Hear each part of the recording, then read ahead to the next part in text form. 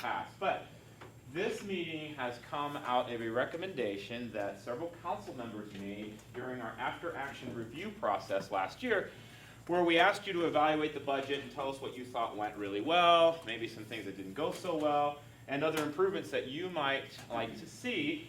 One of those improvements was, hey, we fully trust you and the city manager, or you and the mayor and the council president developing sort of the guide for the budget for the year, but we kind of like to be a part of that. So thought, well, why don't we do that together? So essentially, that's why this is called a preliminary budget workshop.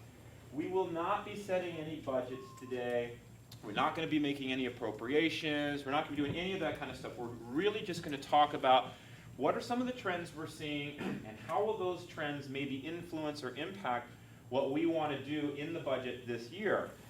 We'll end with a series of questions that we'll pose to you because we need some direction on where we should put money and how much and where and that kind of stuff. And lastly, we'll end up with the development of budget principles and priorities, which has been, I think, very helpful for all of us in knowing how and what we should focus on as we develop our budget. So, it doesn't seem like all that long ago that we were here talking about budget. This is kind of one of those never-ending things that is very, very important, but sometimes creeps up on you quicker than you think. So, I wanted to do a couple things. This is the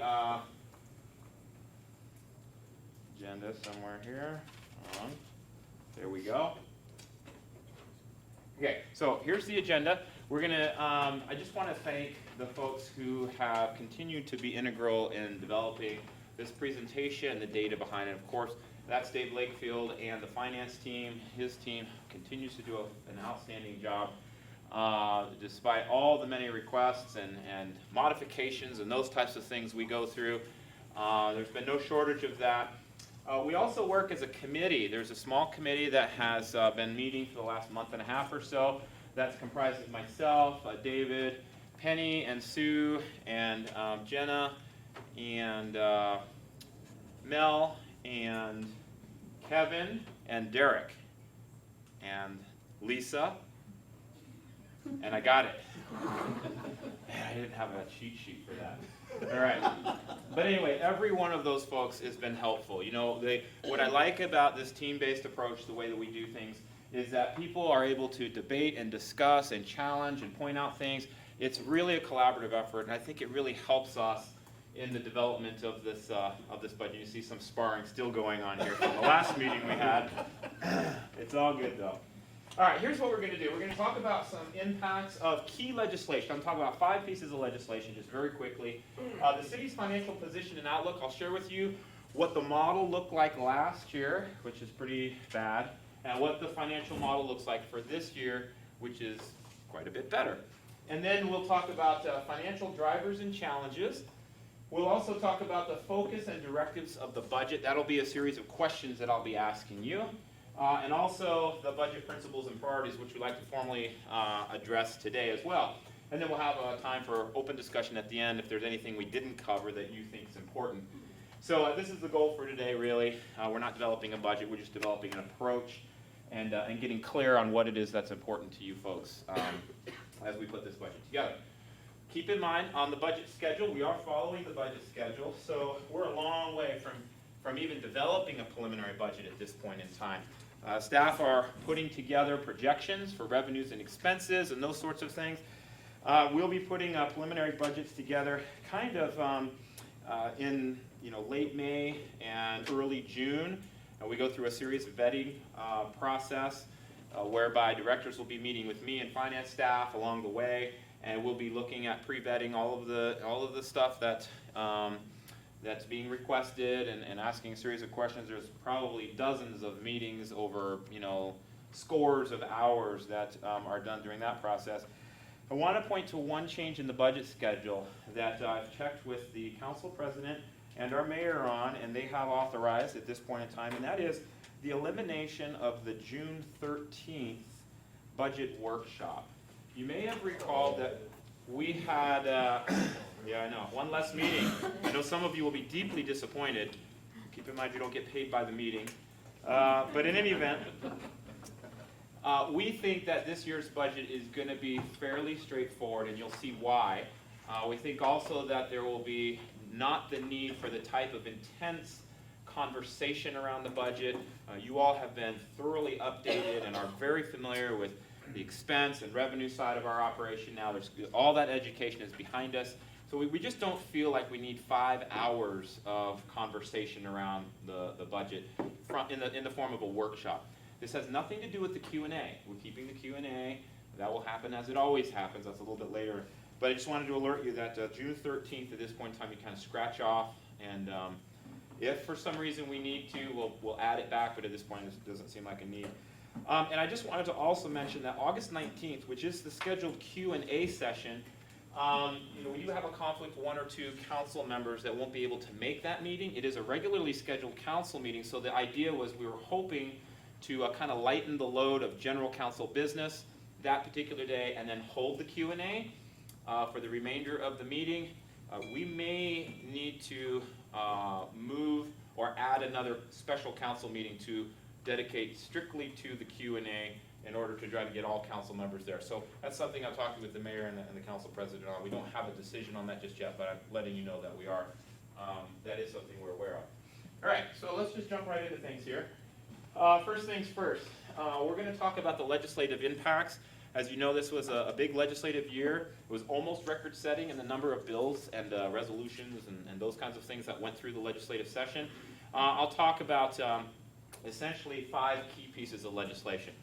You know that for at least 20 months or so, I've been working with legislators around the state and with some of my colleagues around the state, and we worked really, really hard on making an update to the Hub City funding allocation, which is one small piece of what was referred to as Operation Prairie Dog, or House Bill 1066.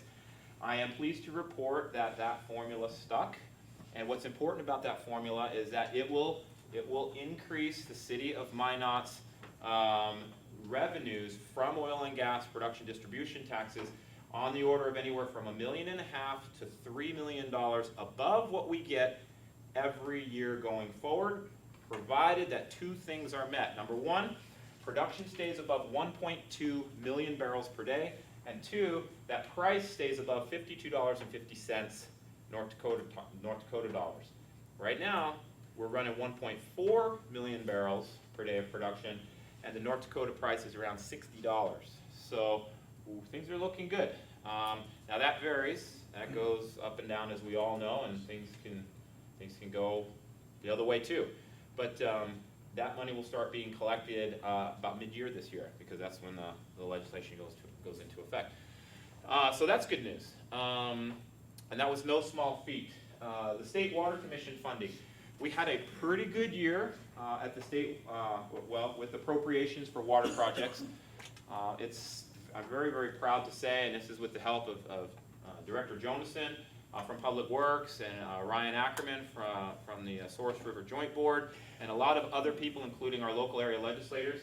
We took home about 1/3 of all new funding for new projects, water projects that is. So that's pretty good. We had asked for $100 million for the Mouse River Enhanced Flood Protection Project. We were recommended at 65. We worked through the session to get it up to 82.5. So now we're making adjustments on the flood control project that coincide with that level of funding from the state. We still have the letter, or the intention, legislative intent for $193 million. That was preserved, which was really good. And then nearly $100 million was set aside for NAWS, which is great. And also the Southwest Water Tower, which is going to go in and around Trinity, was axed early in the session, and we got that back in, and so we have funding for that as well. So I think we did pretty well with regard to State Water Commission funding. The next one is traffic fines. This was important, so you all know it was one of the legislative components that you'd identified. There is, through Senate Bill 2304, which was signed into law, the opportunity now for municipalities to increase their traffic fines up to 100% or double the fine that the state issues. Now, there's a couple things to keep in mind. We're going to talk about that a little bit later. It's not a slam dunk, and it is being challenged now. So we may not be able to rely on that, but at least we have legislation that authorizes that. Next, fees in the extraterritorial zone. House Bill 1471 was passed, was signed into law. This no longer allows municipalities to charge a different fee for building permits inside, or excuse me, yeah, inside the extraterritorial zone, okay? So that's important. We'll talk about that here in just a few more minutes as we get through the presentation. And then finally, Senate Bill 2275, the Revolving Loan Fund. This was a Senate bill that was sort of prairie dog 3, if you will, and it failed, unfortunately. This was extremely important to Minot because this could have saved us over $100 million of interest on the flood control project going forward, simply by accessing lower interest money over better terms. Say, for example, a 40-year term, 2% interest with a coverage ratio of 100%. That failed, and the mayor and I can tell you, we worked this extremely hard, all the way up to the last second, literally. I think I had drafted 4 pieces of legislation the Tuesday before the session ended, trying to get something through, and we were talking with House leadership and Senate leadership, and it just couldn't get done. So this will be on the top of the order for next legislative session. I'll show you how this impacts us on the flood control piece going forward. So that's the legislative piece. Looking forward, I want to talk a little bit about our financial position, kind of teeing up a lot of this information, and then turn this over to you and have you talk with us about what you'd like to see going forward. This was our financial position prior to the property tax adjustment last year and some other adjustments that were ultimately decided by you and instituted into the budget. And you can see this is the revenue line that we had projected over 5 years. This is the expense line. Of course, you want these to be flipped. So that was a huge lift for us, and that's why we did a lot of things in the budget. And we appreciate your support, and I know that it was difficult to do some of the things we talked about, including the tax increase. But I'll show you what that means, or what that meant in the future modeling here. In order to close these gaps, we applied a number of different things that we had predicted would happen, and fortunately most of them have. First of all, the property tax increase, which was needed, accounts for a big gap closure in each of the following years regarding the model. Next, the Hub City Oil and Gas revenue that's going to come our way because of House Bill 1066 adds another amount. We're being a little bit conservative with about 1.75 million, 1.8 million per year. That could be more, which would give us a little bit more breathing room. Then the increases due to online sales taxes. This is still up in the air. We're not really sure what that's going to mean for us.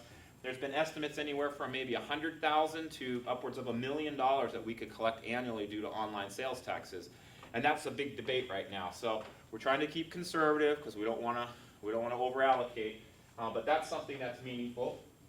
Increased interest income as interest rates rise is important, and then finally increase in earmarked reserves for one-time capital expenses, and I'm going to talk about this a little bit more as we go through as well. So these are the inputs in the new model. I don't know if you want me to go through all of these. I can give them to you, but essentially some of them that are important are maintaining the sales tax allocations we currently have. That's really important. Maintaining Magic Fund contributions from sales taxes to flood control. So if you decide, hey, we want to take the Magic Fund contributions that we've been setting aside for flood control and put them back to the Magic Fund, that's going to impact what we can do on the flood control project. But these are just the things that we've assumed at this point in time. The mill levy decrease that's been modeled in the budget is a decrease associated with the transfer of the recreation operation of the city to the Parks District. So there's a decrease, but there's no real decrease on service. There's no decrease on the levy rate. It still will remain the same level of service, but you'll see a reduction in the budget for this year because of that. Personnel operations and maintenance costs include NOS costs as well. That was one of the assumptions we want to put in. And we included the council-approved CIP that we presented to you and that you adopted not too long ago, just a month or two or so ago. The assumptions, we're operating under the assumption that the current level of service we provide to the citizens is adequate. We're not recommending an increase, we're not recommending a decrease. If you want to do that, that will impact the model. Hub City funding, about 1.75. We added no property tax mill levy increases have been factored into the model, which you'll see the results for in just a moment. No low interest funding for flood control was factored into the model. We were hoping that we could do that, and that just didn't happen. Flood control bonding, we included these terms because we didn't get a low interest revolving loan fund. And then finally, growth factors in the model, because we have to be realistic. We know that inflation occurs, we know that increases on sales tax revenues will probably occur, personnel costs always go up with benefit, premium increases and those kinds of things, property valuations, you know. So these are all the assumptions that we put in as well. And then finally, we only are modeling levy and sales tax. We're not modeling other sources of revenues. We're utilizing cash flow approach. We're projecting 5 years of revenues and expenses using a just-in-time capital financing strategy, which means we pay for portions of the project as those portions of the project expenses become due. We don't front, $3 million for a new reservoir when we only need $500,000 for that year. We need $3 million over 4 years, or 3 years, or 2 years. We anticipate current revenues based on future personnel, operation, and capital needs. And then also, we are accessing, as we have in the past, reserves for one-time expenditures. We'll talk more about that. So here's what the model essentially looks like. What you can see here is that revenues are still under expenses, with the exception of 2020. We are able to, as we had hoped, we were able to hit a mark where in 2020, revenues and expenses will essentially balance, okay? What this difference is here is the capital expenditures associated with flood control, and you'll see that. We have a huge lift ahead of us still as it relates to the flood control project, and that shows itself in the projection models going forward, since we're modeling sales taxes and we're modeling property taxes the same. So how do these things compare? Let me go back here. So this is what the two models against themselves look like. You can see the big gap in the 19 model, the narrowing of the 20 model, which is great. So expenses, some of these expenses have come down because we're using reserves. And of course this entire revenue line has shifted up because of those bars that I told you, all the different types of things that are in that. So this is really great news for us. We're looking like we're going to have a fairly good budgeting year. That doesn't mean that we're not going to continue to look for efficiencies and optimize our services and go after grants and try to do those types of things. That is all absolutely important. And as you can see, this trajectory is still not great, but it's a whole lot better than the one we had modeled last year. So kudos to you and for the tough decisions that you've made, because these are the impacts of the model because of the decisions that you all have made. So up next, I want to just talk about the financial drivers and challenges, and then we'll turn some time over to you. A couple things here. Last year and the year prior to that, so my first couple of years with the city, we had to make some pretty significant adjustments to our operation, and this summarizes the majority of those adjustments. Everything from cutting staff positions, to raising taxes, to adjusting sales tax allocations, to cutting grants and donations and other organizational contributions, to reducing operating expenses. I mean, the list goes on and on. This is for your benefit. We have not sat idly by and just been raising taxes. We have been doing an enormous amount of work in so many different facets of the operation to try to achieve the results that we've just shared with you. This will continue. We are not going to stop looking for ways to cut costs, reduce costs, and those sorts of things. But we also need to be attentive that some of the things we have postponed in the past are things that we can't postpone a whole lot more going into the future. So other things I wanted to say. We have, by all intents and purposes, an extraordinarily large capital program. $413 million. You've seen it. This is exceptionally large for a city of our size. And I want to talk about that with you because it's really important for our community to understand that the majority of this money is allocated towards 45% the Mouse River Enhanced Flood Protection Project and 29% to NAWS. If we were kind of a standard city, which wasn't building the two largest construction projects in our city's history, this would be our 5-year capital plan. And that's very reasonable. that would be absolutely tenable. In fact, we wouldn't need the monies that we've been talking about needing, because we would be living within what would be kind of a standard city of our size budget. But because we're adding two enormous projects, we've got to create additional revenues or talk about other things in order to accommodate those projects. So that, I just wanted to give you a little bit of perspective, because I think sometimes we get clobbered on the head pretty good about wasteful spending and about inefficiencies and about all these things. And you know, a great deal of the challenge is associated with just an extraordinary amount of capital investments that are needed over the next decade or two. Okay, so having said all of that sort of stuff, let's look at flood control costs. This is what the forecast looks like based on our modeling going forward. I talked with you, it's one thing to say, oh, it's $187 million over the next 5 years. It's another thing to see what it's going to look like over the next 15 or so, 10 or 15 years. This is where we are on the spend curves. The blue line is the cumulative state water commission share. That's how much, if the state comes through and provides us the funding that we need in the time frames that we need, this is the spend rate for their dollars. The orange or reddish line is the cumulative city share.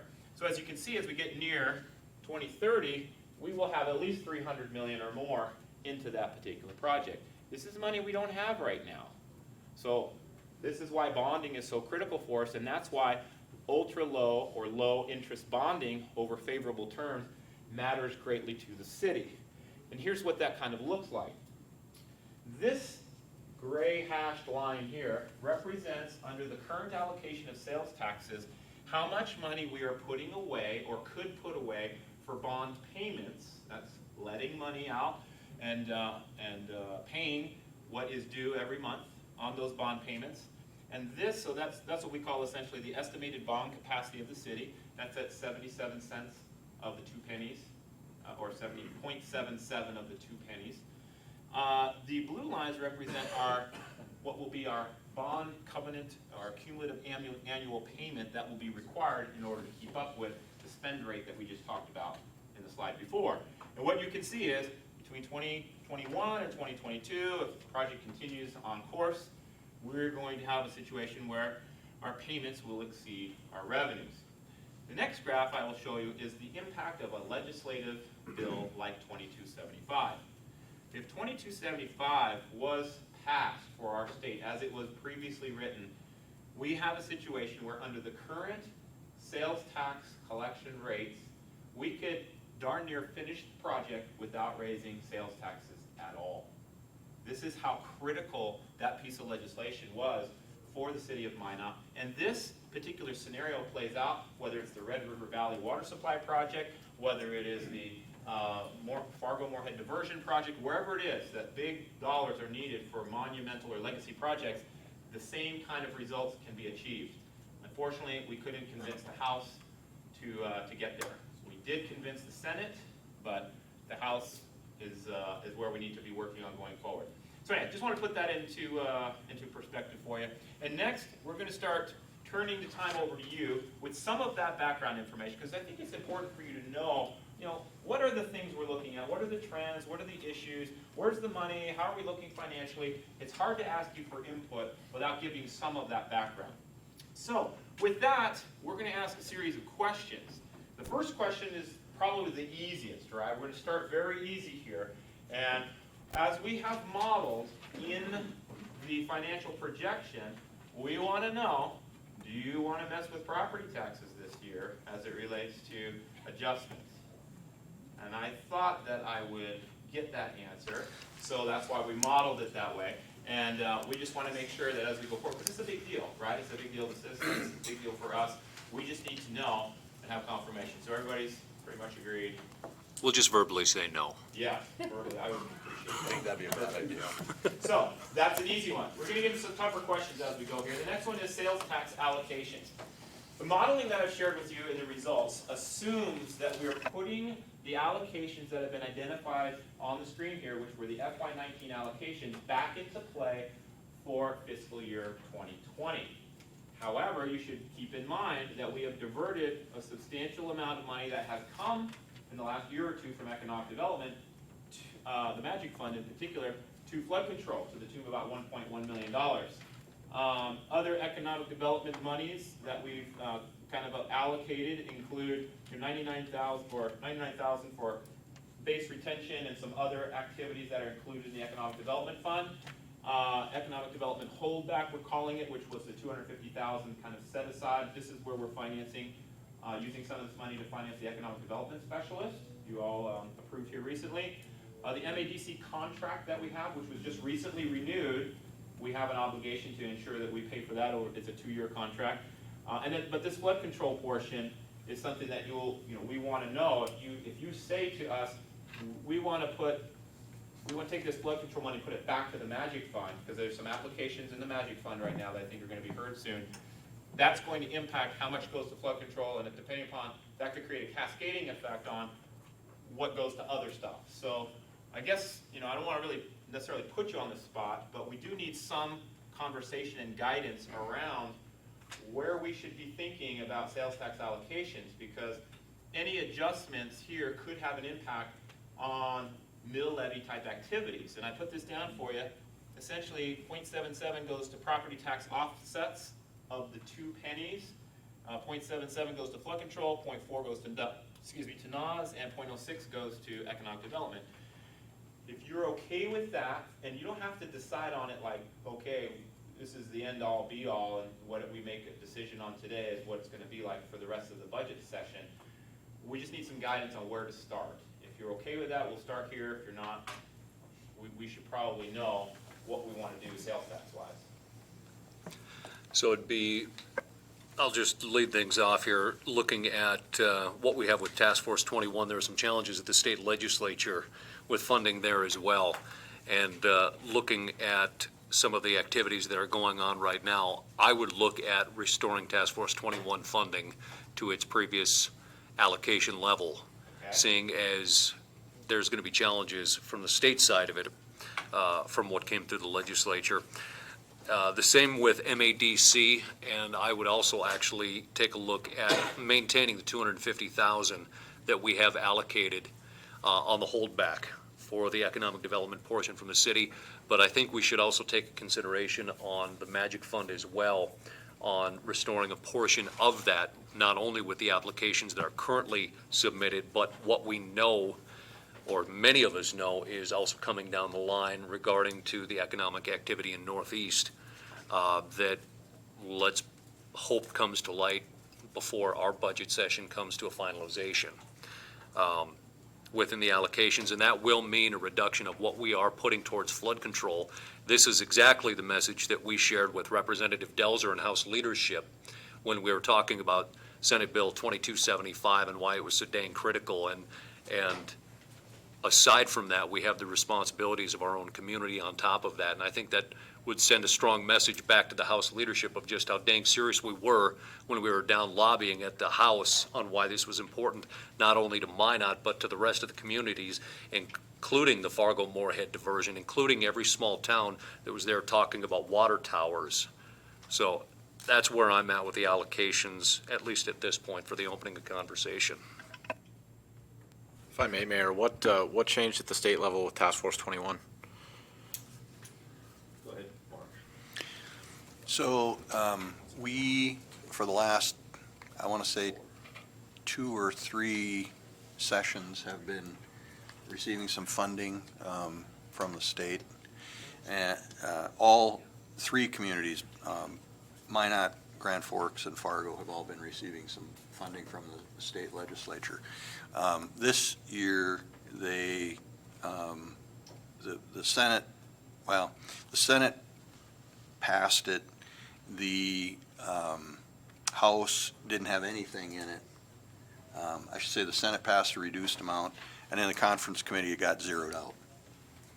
So, no money from the state.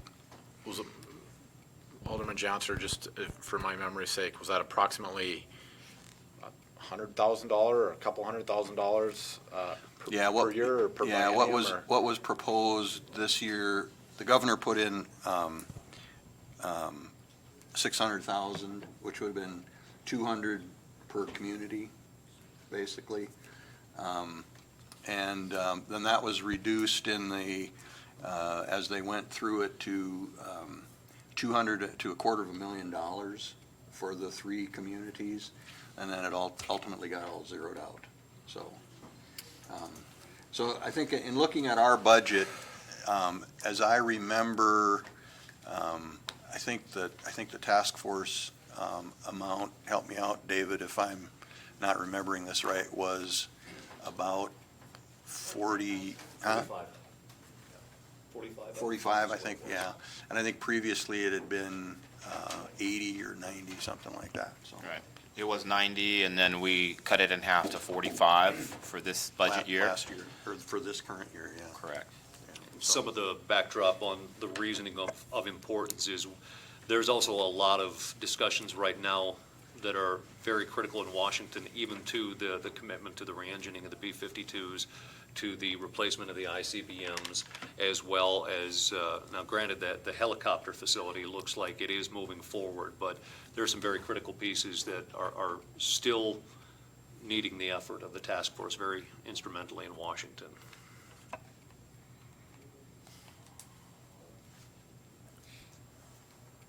Mr. Mayor, if I could ask you, as it relates to the flood control portion, 1.1 million of that money that was going to the Magic Fund, you suggested maybe we reduce that and restore some dollars back to the Magic Fund instead of all of it going to flood control. Did the council have a idea on maybe what that is? Is it half? Is it,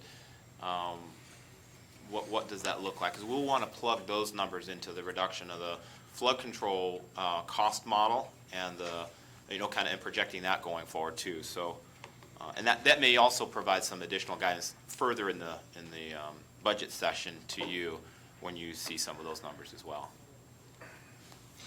With this, I'm going to look to the full council here, especially considering our significant effort down to the state and the message down to Representative Delzer, our commitment to the SRJB at 50%. There is another program here that we haven't talked about that I'm sure we will, a program that's being stood up with the Corps that very well could help offset a lot of this. Of course, it's not set in stone yet, but to look at this at 50 or 55% onto flood control to ensure that we're taking care of the adequate needs is about where I'm at right now. I would need to see some chart numbers, but at least for a starting point, flood control at 55, with the rest of the restored, and then the remaining back into the Magic Fund. Alderman Pittner. Thank you, Mayor. I kind of echo those comments of the mayor. I'd like to see it as close to 50% as possible. We have, from what we've seen in this, from a new fire station to the capital improvement project that we're undertaking, there's just too many in-house needs for us to keep stretching ourselves above and beyond that 50% mark that we've adhered to over the past handful of years. So I'd like to see it as close to 50% personally as possible. So. Tom, at one modeling piece too that I would like to take a look at, and this would ultimately, I think, give me some guidance, and perhaps the rest of the council, is without the WIFIA program that the Corps would be standing up, and if we were to put 50 or 55%, where do we run out of money? Because that's going to be very indicative, because we're not only budgeting essentially at this year, but we also have to keep in mind the biennium for the state when we go to March down to the legislature again in 2 years. Thank you, Mr. Mayor. We've anticipated and developed a model that shows just that. I think Dave's about ready to bring that up. He can tell you what that looks like, hopefully here fairly shortly. I don't mean to put him on the spot, but hopefully we'll be able to produce that here fairly shortly for you. Just to make sure I'm clear, as we look at the allocations here, it sounds to me like 50% of 1 penny is what the council would like to finance for flood protection. So that would essentially suggest that on the first penny, you can get that back up, that all of this flood control money that has gone from the Magic Fund allocation to flood control would be restored back to the Magic Fund. Do I have that correct? If you were to do that, I will just point out that you also have additional funds going to flood control here that would provide more than that 50%, unless you wanted to redeploy this to, and we've talked about this during the council retreat, if you wanted to redeploy this to say something like betterments, and there will also need to be something on the order of put to maintenance and operations of the infrastructure that gets constructed along the way. It will not just maintain itself. So I don't know if you want to look at that for those couple of things, have this go to capital construction, return this to MADC, well not MADC, but the Magic Fund, and then have this go to betterments and other things, or how you want to allocate all of that. Alderman Straight. I guess, to the point of the O&M, can we get a little update on the whole NAS picture? If we're getting $100 million from the state going towards NAS, the continuation of our 40% of the second penny towards NAS, and I've never once heard a conversation about the O&M of NAS, our responsibility, and I guess I'm talking about it from the standpoint of, at some point, you know, Fargo's passed property tax, sales tax through 2086 to fund the FM diversion. We can't continue to look at it, I think, within our pennies and play this game. The county and the jail project is supposed to sunset 2022.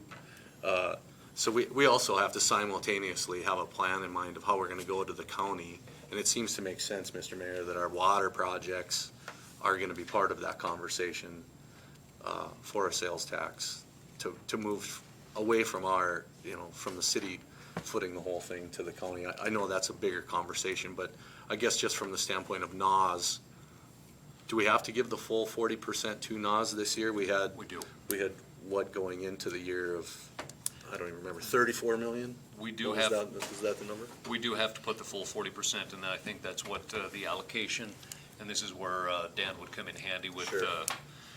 With that. The 100 million is for the biota plant. We still have some construction that still has to take place with the connection of Surus, with the connection of Botno, and a couple of lift station or pump stations, I can't remember which are which, but it's still not fully funded to get it up and running. And so we build out the biota plant, and then the reimbursement has to come back from the feds to the state Correct. for the cost share? Right. And so Alderman Straight, Mr. Mayor, on this, remember that 40% of that penny produces roughly about $4 million for us. We have a $50 million local share contribution to NAS. So, you know, you can figure that that 40% will be in place for quite some time in order to pay for NAS as it gets constructed along the way. There has been the strong preference for not bonding for NAS, which is partly why the NAS penny is at 40% for us, to keep pace with the construction and use, you know, a pay-as-you-go strategy for that. So that's not something that'll go away anytime soon. If you know, just take $50 million, divide by $4 million per year of cash going out to it.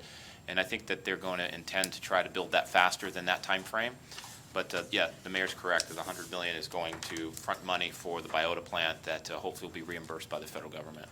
To address, I think, your other comment there, Alderman Straight, too, the conversation and some of the discussion is already taking place, too, on reaching out to other funding sources within the SRJB, including what's coming down the line within the county or potential other sources for local funding. So those conversations are starting.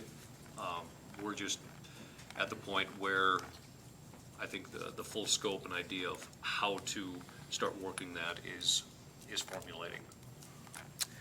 Alderman Pittner, I think you had. Oh, I'm in now. I was locked out.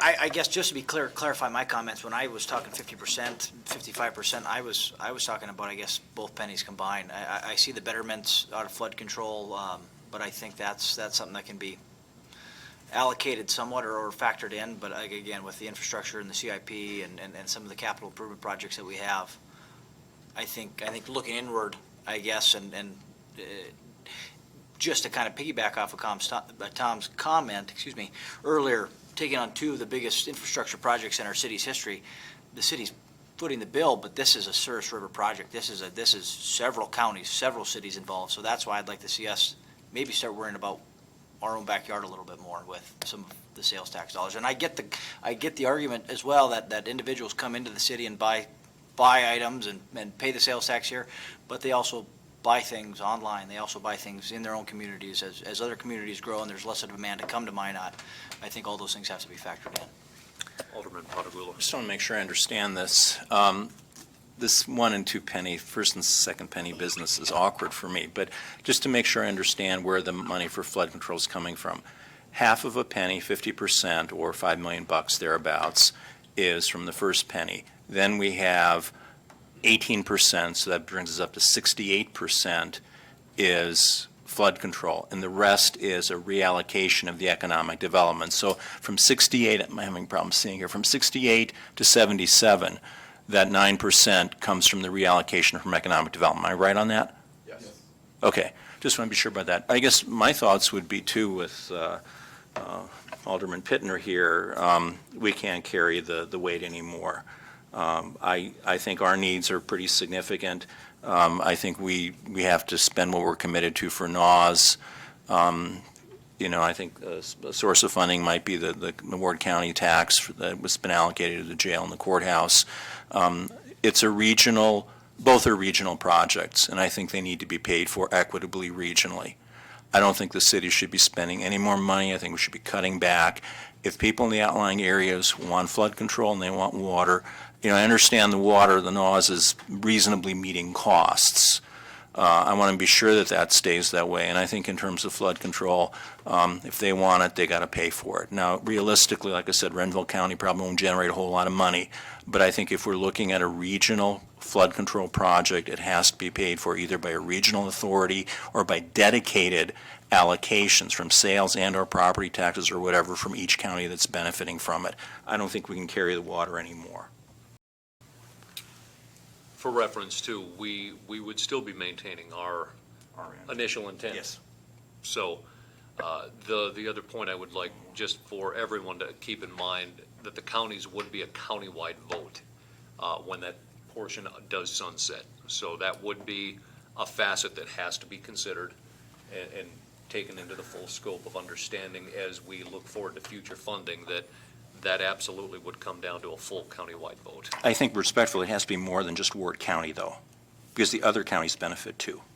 And again, their percentage, if they have a sales tax, or whether they want to fund it in a guaranteed fashion, that's up to them. But I'm not comfortable with the idea of, well, they chip in a little bit what they have. I'm sorry, we all have to chip in. We all have to chip in significantly. Thank you, Mayor. First off, one point, I agree with Alderman Potragula in terms of when I look at these pennies in these buckets, if we could tear this down and make this a little easier, I would fully support that, just in terms of the ability to process and understand what's going on out there. And I get it and I understand it, but I don't think it's good government when these equations and these pennies are divided up in such a way that it's so confusing to understand. So I know that's a tall order and a big ask, but I would support it if we can figure that one out. When it comes to flood protection, I appreciate the comments also from my fellow aldermen in terms of the regional approach. I have been a proponent of that. I want us to be careful about how we talk about it and how we discuss it, because I do have concerns about perception reaching out into the rural parts of, out to our rural neighbors, and it just coming back in a form that makes life harder for us. But I do support a regional approach to this. I think we need to be very thoughtful about how we go about that. In terms of flood control and the amount that we allocate to it, my priority is not so much about particular percentages, and I know we have to get to that, but it's to keep the project moving. I don't want this, we've been waiting this out for a long time at this point. Every spring is an introduction of rolling the dice again. I want to get this thing, I want to get it done as quick as possible. And so I guess I absolutely, there's no question about honoring the 50% requirement. That's a contractual obligation. After that, I think we need to keep money going towards the project. I think there are elements of economic development that also potentially fit inside of the concept of betterments. I think as we expand our economic development thinking, there might be some alignment between some of these particular projects and the idea of betterments that may also fit in these inside or underneath that particular bucket or umbrella. So I guess I don't want to constrain our thinking, because I do want us to be focused on betterments. I see that 18% over there. I know if we don't build this project right the first time, we are not going to get the opportunity to come back and do it. There are concerns throughout the community about, once we put it up, what do we have there? And we're only going to be fighting flood, hopefully, 2% of the days. The other 98%, we need to be able to look at that project with pride, to be able to be down inside those walls and inside those levees and have something for ourselves at that time. So I don't know if that helps provide any clarity, Mr. Berry. My priority on the whole is to keep the project moving at as quick a pace as it is responsible to move it for us financially. Alderman Pittner.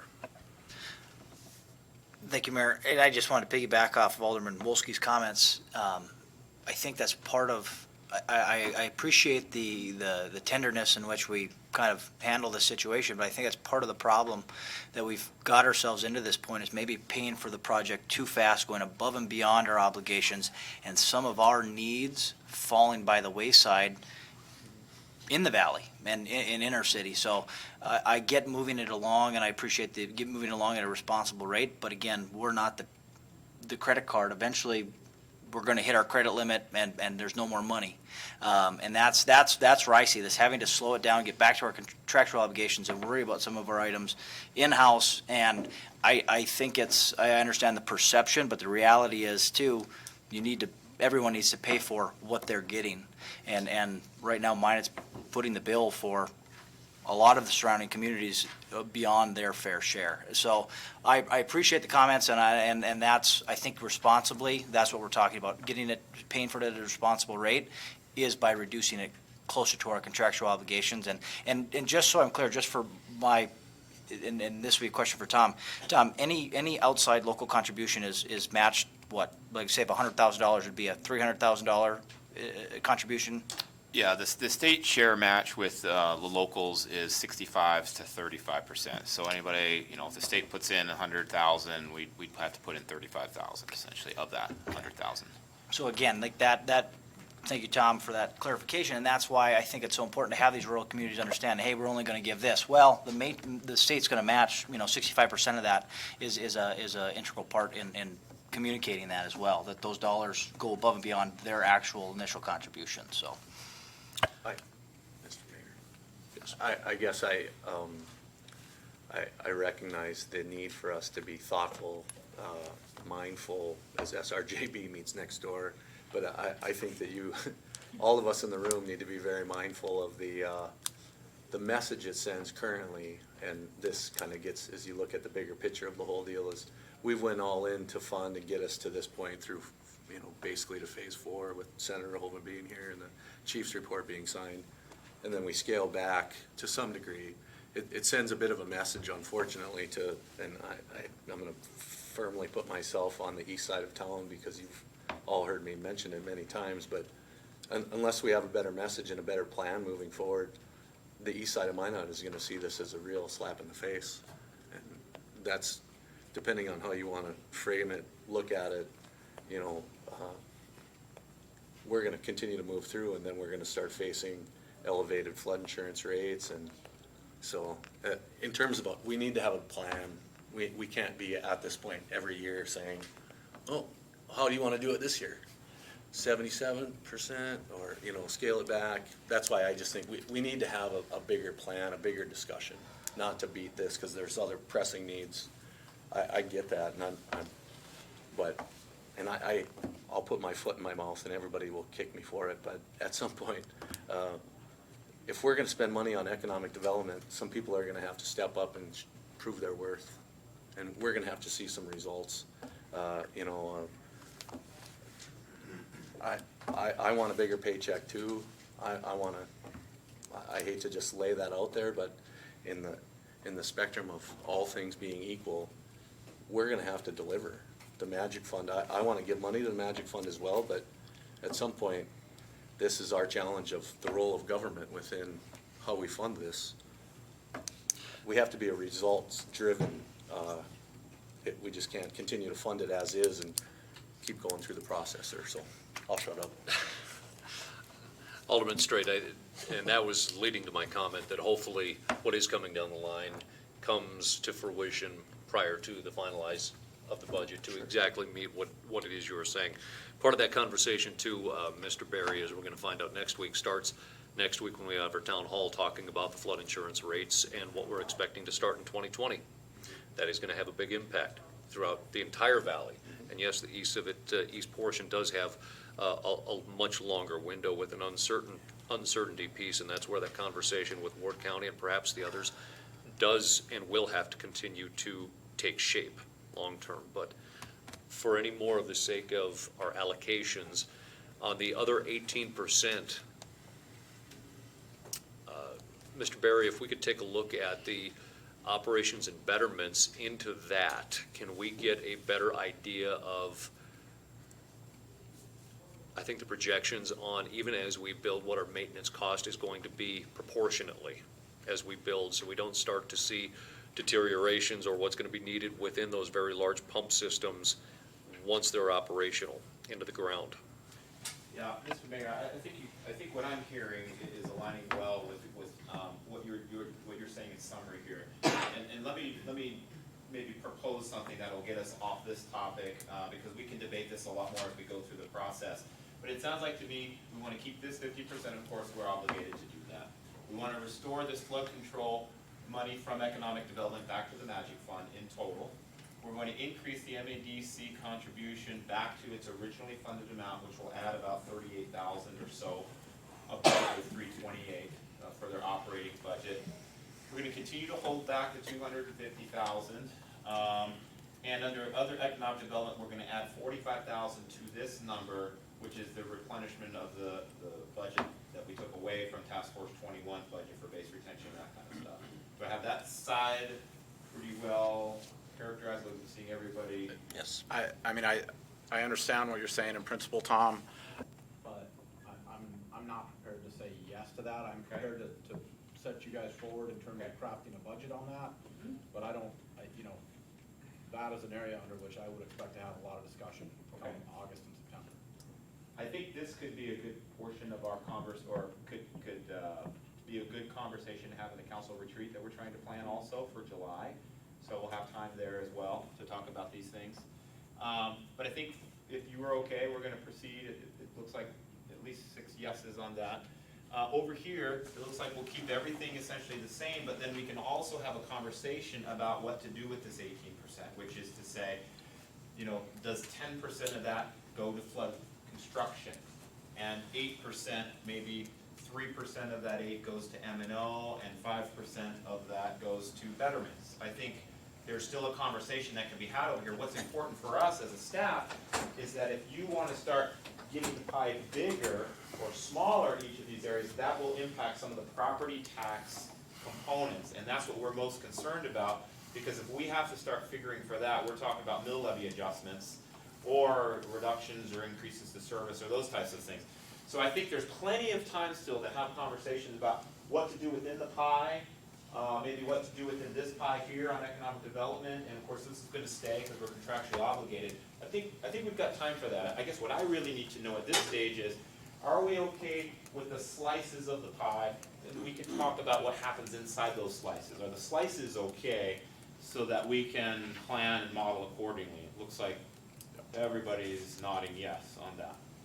So I think it's a great conversation.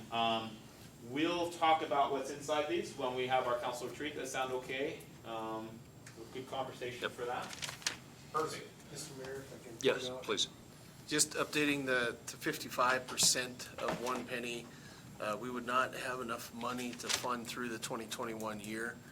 And again, signing contracts for portions of that flood control project, we have to have the funding available to sign those contracts, so that's going to be an issue that we'd have to deal with as well. Another thing I'd be a little bit concerned about is, if we continually adjust these percentages of sales tax allocation on an annual basis, when we go to the bond underwriters, and there's no degree of certainty on how much of that sales tax will be there, that's going to be an issue that we'll have to address at some point in the future. So Thank you, that- Dave. That And could be a that's- potential challenge. And too. that's what we're going to be looking for, is what is it going to take to keep construction moving forward with those percentages of dollars? And as well with that, unfortunately, we're not going to have it in time this year, but what the core WIFIA program does look like, because that is something that I've been offered up as is a program that Minot could be very well positioned for outside of the general bond market, but unfortunately, we don't have that and won't have it by the time we settle our budget this year. Mr. Mayor, maybe just in summary as well, I think it's pretty critical for us, as Director Lakefield has suggested, that we get to some certainty on this, because once we start issuing bonds, we will be locked into those payments. We will not have the luxury of reallocating going forward, because those bonds will require those dedicated revenues be committed. And so if you commit too high, or if you commit, that's a big problem. If you commit too low, you can always readjust that up, right? But I think that, again, is what's going to be helpful to have as a more thorough conversation when we get to the council retreat later this year. Mr. Mayor, Mr. Berry, if I may just quickly, in time for our June meeting, the budget, the next one we have, can we maybe get a sense of what we've already committed to in terms of what we have obligated out of, out of that 50% that we know is locked in? How much is that sort of secured towards what we've already contracted for? Just to get a rough sense of some of those thresholds. We can certainly get that information for you. We'll have to work with the Source River Joint Board as well. And keep in mind, it's the Source River Joint Board contracts, not necessarily ours. We're the funding source, but that is something to also keep in mind. What I would also like to see is a very brief, like 1 or 2 page breakdown in terms of what the other municipalities and counties are paying and the level of their commitment. I know we have coming up the Ward County levy. Hopefully we can get reallocated some idea of what each entity is paying and to what extent that's committed. The other thing I think Josh or somebody here mentioned is the ongoing maintenance, even when we get this thing built. And again, I keep coming back to this notion that we all benefit from it, we all need to contribute toward it. And, as sad as I feel, I'm going to be tearing up here in a second. I don't live in the eastern part of the town, but I've spent enough time there, and I feel very badly. But I just don't see us independently being able to fund this, no matter what we do. I mean, we maybe can string it out 2 more years and hope the next legislature is more realistic about it. And I think one of the things I'm going to suggest we allocate some money to is more bridge building and more lobbying with them, in terms of our local representatives and also throughout the state. But I think, the best we can hope for really is to build a bridge to that next session and hope that low interest funding thing goes through that time. Otherwise, I just don't see us being able to do that. And then again, once we build it, it's going to be the issue of maintenance. So, and people years ago used to toss around the idea of a regional airport authority. I'm not sure that's such a good idea.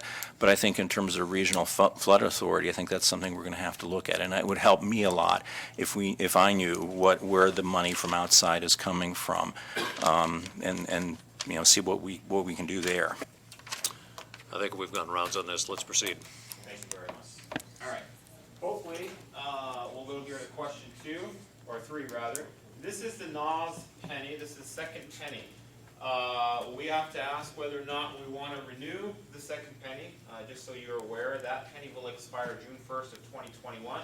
And as we've just talked, a good portion of a variety of different municipal projects, and certainly NAS and tax relief and infrastructure flood control projects are being financed from that second penny.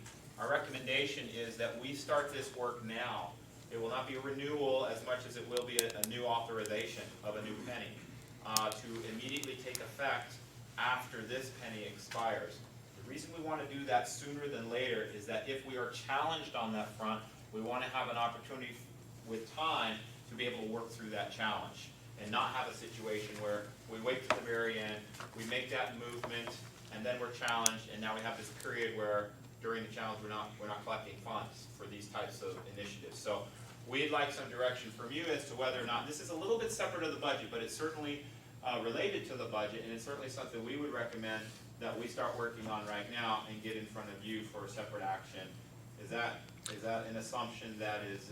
Unless anybody else has anything further, I would say proceed with the paperwork and the process of reallocating. I would only add the comment that, Tom, if there is an opportunity to take this reauthorization and find what I would say is an easier way to understand this whole system, I would love to capture that in that opportunity. Okay, good points. So it looks like everybody's agreeing there, so we have the answer to that. We'll go to the fourth question here, and on the fourth question, there's a couple sub-questions to address here. The first one is this ETA, or extraterritorial area. As I mentioned earlier in the presentation, the surcharge that we charge, which is 100% surcharge in the ETA for building permits, is no longer allowed.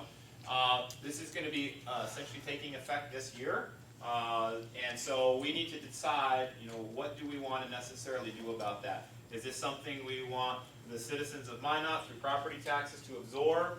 Do we want to make an adjustment on all the fees so that it's more user-based and the users pay for that? We just need to know, because it's not a huge revenue source, about $35,000 annually in 2018 or so. We want to get your sense as to, how would you like us to work with this? Any thoughts? Alderman Potter-Gula. Here's my proposal for this and any other fee issue, that the fees as a baseline cover the costs. And if it's something like police and fire protection, I can charge people to save their house from burning down, then that should be specified. And we should make a conscious decision to subsidize that in a sense. So fees should cover costs for everything.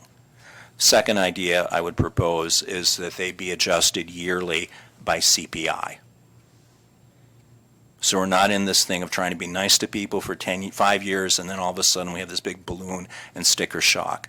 I think we should adjust all our fees yearly to CPI, how much it costs us to deliver the service. And I think that should be roughly equivalent to CPI. If we're more efficient, we're really efficient as it is, and I hate to see us being punished and city staff being punished for being efficient.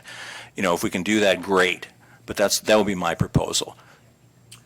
What would, is there a rough estimate on what the actual fee for cost would be comparative to our neighboring cities that we compete with, whether it be Williston, Bismarck, or any others? If ours ends up being 10 times that amount, that may be actually might be a disservice to our own efforts in what we're trying to do to encourage building too. I would want to know that before we really nail down that actual cost and pushing that on to development, whatever it is, because it would be a lot easier to eat the 35 than it would be to dissuade people from building in Minot versus Bismarck if that cost of construction is substantially different. Yes, Mr. Mayor, that is the intent. I've got the community development director working on that as we speak.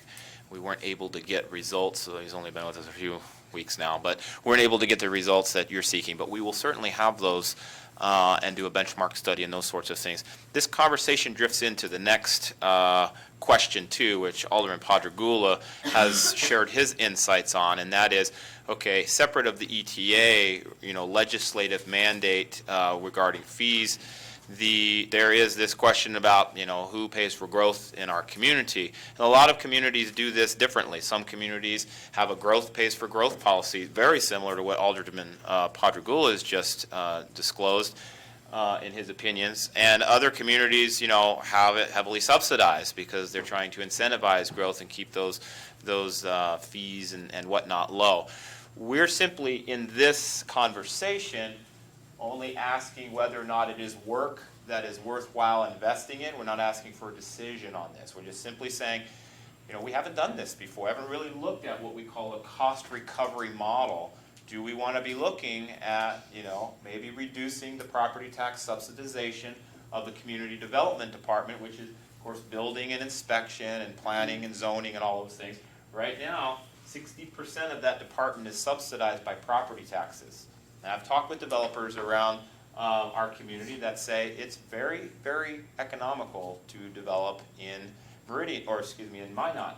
And also that there are several fees we don't have that are charged in other communities as well. So our recommendation would be to allow us to look at those, look at the benchmarks, look at the types of fees, the cost of those fees, the cost of doing, running the transactions and issuing permits and those sorts of things. We just want to make sure before, we start down that road, because that's going to be a lot of work, that that's something you're interested in at least getting at and looking at. And if that's the case, we can start that. And we may not be able to have all of that work done in a recommendation for you by the first meeting in August where we're presenting your budget, but that is something, we'll be striving for. What are your thoughts on this? I will share that I would echo the mayor's comments. I also agree with Alderman Pontragula. I think incrementally we need to get to a little more balance, but we just need to be mindful of outpacing the market's ability to stay hungry or interested in participating in Minot through that process. And maybe just because I want to be flippant, I want to attack it to tipping fees at the landfill. Send a message to our, sorry, I'll shut up.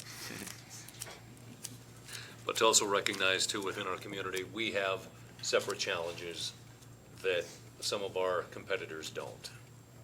The Bismarcks and the Fargos and the Grand Forks, and even right now Williston and Watford City, because they are now one of our competitors when it comes to that. So all of that works into our decision base on where this plays out.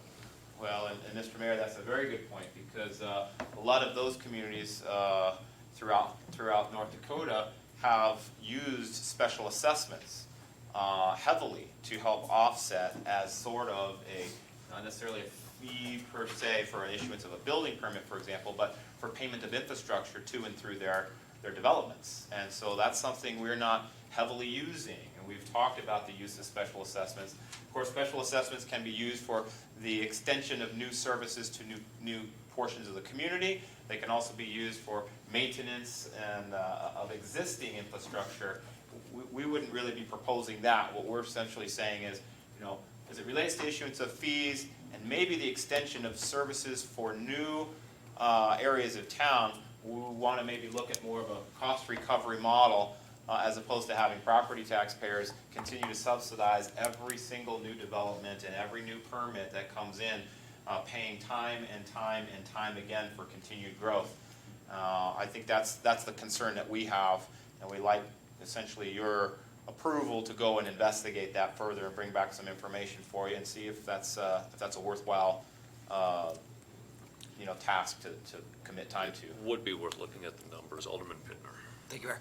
Yeah, I work in this industry as far as construction, and that's been something that's been echoed to me, is that from other developers that have come into our area, that there are fees that we don't account for. There are pricing on permitting and applications are well below what they're used to. So I would be very interested in seeing what this can do and maybe give some relief to the subsidization of property taxes. So I say go down this. I'd be fully supportive of this.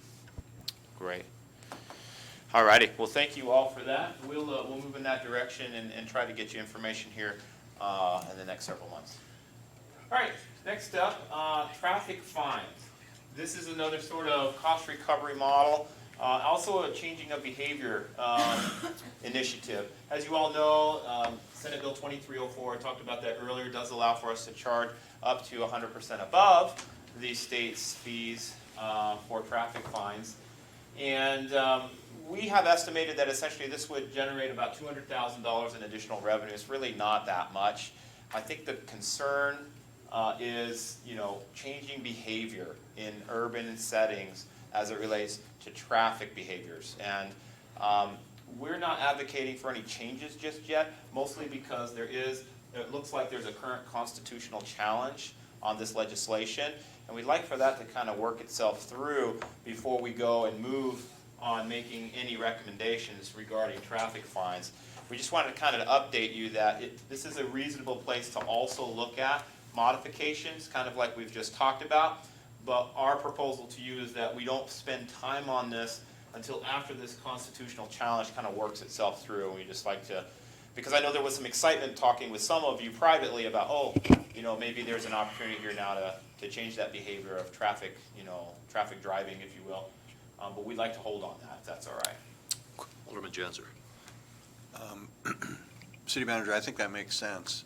And I would just say that when we do get to that point, I think, as opposed to sort of a peanut butter spread across, all of the fines or, things I think I would lean to wanting the chief to maybe, take a look at selectively what makes sense for our jurisdiction and the kinds of offenses that they're dealing with.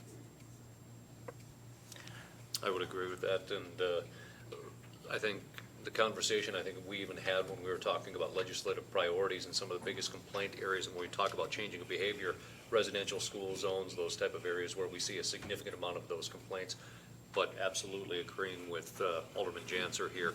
Once the constitutional challenge is played out, to what end? Let's take a look at it. Alderman Potterville. Do we have any idea how long that would take? Alderman Padragula and members of the council, there isn't anything filed yet. I don't believe any cities have amended their ordinances yet because it's not effective until July or August.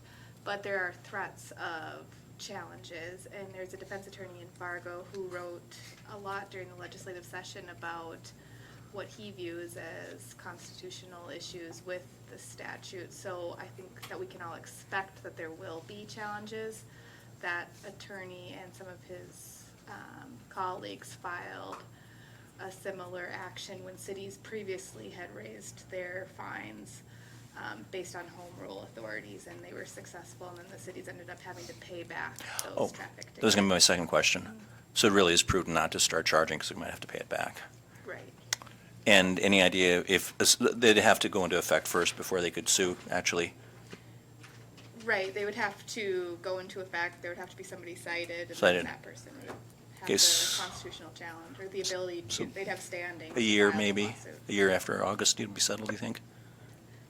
I can't say, it depends, it could be a federal lawsuit, which Oh, takes a lot jeez. longer than state.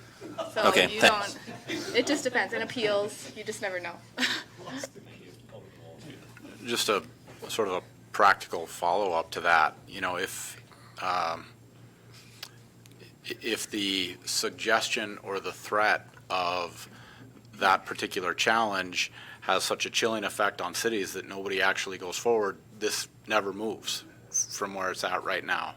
So, let's of course watch and see, but at some point, somebody has to make a decision.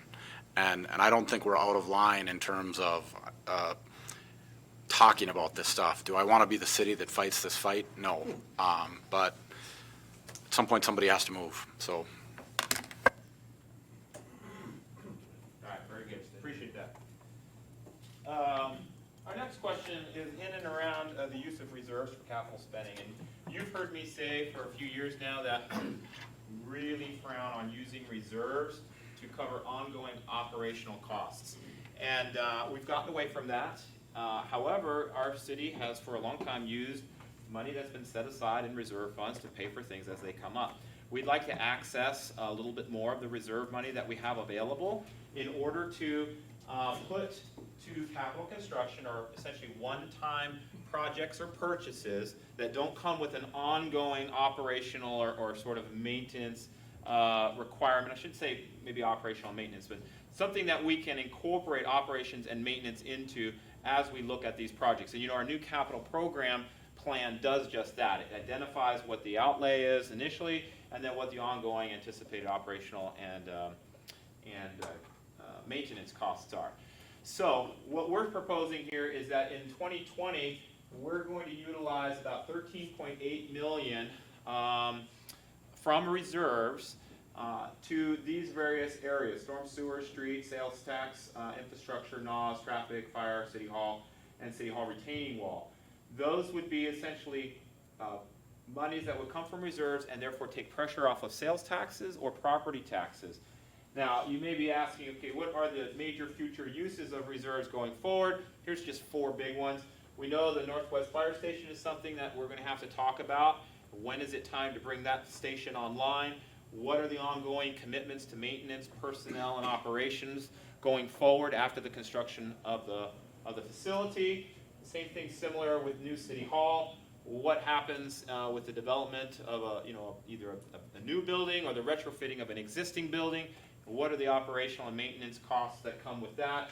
The retaining wall in and around City Hall, to finish that off, would be using, or is anticipated to be using, reserve funds as well. And then the Puppy Dog Coulee or Storm Sewer District 121, that's a huge project that we will not be able to special assess. There are reserve funds available to begin that project as well. So you may be asking, well, it's kind of hard to know without knowing what our reserves are. This is what the reserves look like currently as of at least December of 2018. We have about $93 million that is currently committed either in this budget or through bond covenants, through other projects and grants, operating reserves, including reserves for operational emergencies or issues like that. That leaves about $63.5 million available, of which we're anticipating utilizing $13.8 in the 2020 budget for one-time expenses. We just want kind of the head nod that that's okay. That would leave us essentially 33.8 plus almost 16 in addition to that for future budgets, and also a general ending balance in the reserve funds. Keep in mind, there isn't just like one fund for reserves. There are multiple funds of reserves, and as we collect dollars that go for specific activities, those reserves build for those specific activities and can't be mingled or kind of taken out of that bucket and put over this bucket without without some exceptions, essentially. So this is what we'd be recommending in this year's budget. It also helps, this is what we included into the model. And we essentially just want the head nod that, yep, this approach is good. We did use several million in this year's budget, the fiscal year 19 budget as well. So it's not anything new, but we're just simply saying we're going to monitor and utilize these reserves going forward to take some pressure off of any kind of tax adjustments. So I'll open up for questions or thoughts there as well. Right off the bat, this is more, if we've got the reserves and we can use them responsible to advance some of these things, I support that. I don't think anybody out there who might be watching this live stream or sitting at home ignoring us tonight would want us sitting on a large pile of money. I don't think that is, but the manner in which we go about using that, I would say, I need more context before I say yes to something here. So I think as a general approach, I think I support it, but in terms of the specifics, this is too much too quick for me to give a firm yes to that. I'd be fine with moving forward with bringing that information forward within the budget, within some of these capital expenditures one time. Question. Taking a look at where the reserves build from is when we allocate X amount out of our budget and we have more sales tax that comes in, those end up going into those reserves. It would make sense to use those on those one-time capital purchases, and that's what we're looking at. And just a question to make sure, again, I'm having a hard time reading this thing with new glasses.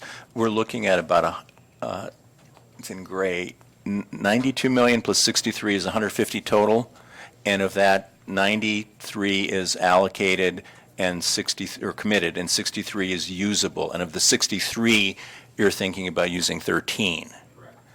And do you have an idea about the other 50, or do you want to leave that there, or are you looking at it in future budgets, or? We do have an idea, and this is part of the idea here. Okay. So this is not included essentially. These are additional monies that we would, if the council decides, and again, this is something that we can talk about in more detail later, if the council decides it wants to build the Northwest Fire Station and we find a way that we can continue to finance it operationally going forward, we would need a one-time capital outlay of around $4.2 million. Of course, all these numbers go up as inflation goes up and we delay doing these projects, right? So that could be maybe 4.3 next year, or 4.4, maybe more the next year. New City Hall, you know, we're just starting that particular project right now. That's going to be a very expensive endeavor. There's considerable funds that are going to be needed.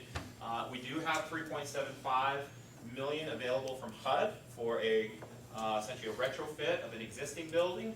And we also have $1.5 million available for the CTE, which if we coordinate the development or incorporation of the CTE, the Center for Technical Education, with the City Hall, that might be leverage funds we can use. And there is also a $1 million set aside already that the council had previously earmarked for City Hall. So we're kind of floating around maybe the $5-6 million range right now of funds we already have.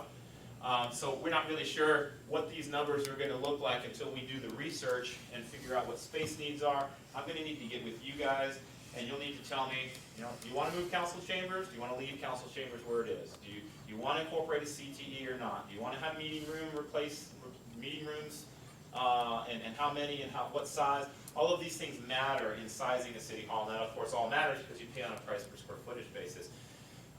City Hall retaining wall, which is not included. This is the latter portion of the second half of the payment for the retaining wall. That we're planning to put the first half into the 2020 budget. And then, of course, this puppy dog coulee of $13.1 million.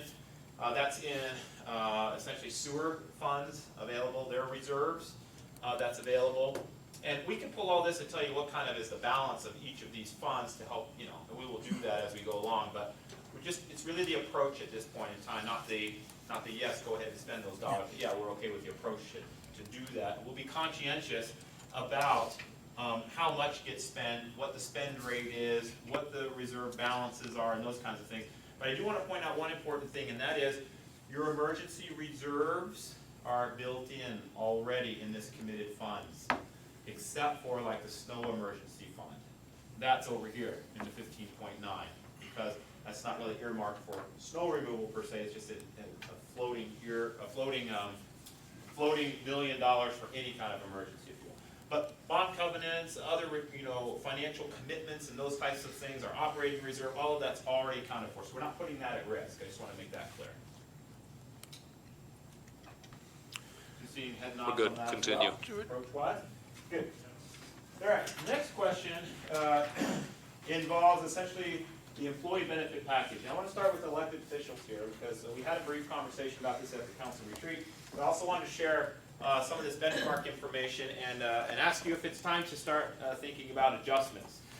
So you all know, I don't have to tell you, we went from 15 to 7 council members.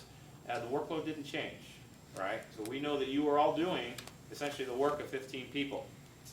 With that, we have done market analyses that suggest that council members that are paid in North Dakota for being on the city council, or commissioners for counties and other district governments are paid generally about $595 per month to about $1,940 per month in the state of North Dakota. Of course, you know where you are, right? You're the $595, okay? Regionally, the range is about $487 per month to about $1,216. Now that would include Montana, South Dakota, other neighboring regions. So we do know, from a salary standpoint, a market adjustment would seem in order. I mean, this is essentially the same type of process we use when we peg positions inside the city against the market. We want to make sure that we are within kind of the middle range, essentially, that we're not always the highest, we're not always the lowest, but somewhere in the middle. We do this very same exercise for all the employee positions, and that's what a market adjustment is. So we would recommend that you guys consider, and of course we want your direction on this, that we do a more thorough study and make a recommendation using the same approach that we use for the employees in regard to market analysis. I'll get through the rest of this and then let you guys talk about all this. The next thing is benefits. Some council members or commissioners are benefited, even though they're part-time. That means they are extended some portion of benefits, usually health insurance.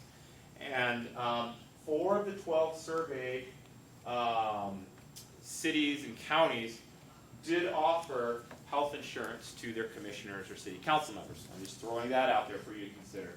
And if you wanted to look at health insurance, I just thought it would be helpful for you to know what essentially the coverage costs are for employees, because it would be on the employee plan that we would likely put council members. So you can see that single coverage essentially is no cost to the employee. It costs the city about $7,700 annually. If you have family coverage, of course, that's substantially more both for the employee and for the city. And so those are those costs there. So that's just information I want to present to you. This is the budget planning process. It would be important for us to know how to budget your budget as city council regarding benefits and any market adjustments. So I'll turn that over to you. Who wants the bullseye? Awkward, isn't it? Alderman Janser. I will start on this topic. I don't know if that means a bullseye or not, but I would just like to recall for everybody that back when we had the change of government committee, which I chaired, one of the topics at that time was the pay for the city council people. And at the time, we, basically did the kind of comparisons that Tom is talking about and kind of that study, and recognized that if we, going from 14 down to 7 councilmen, that, there was some,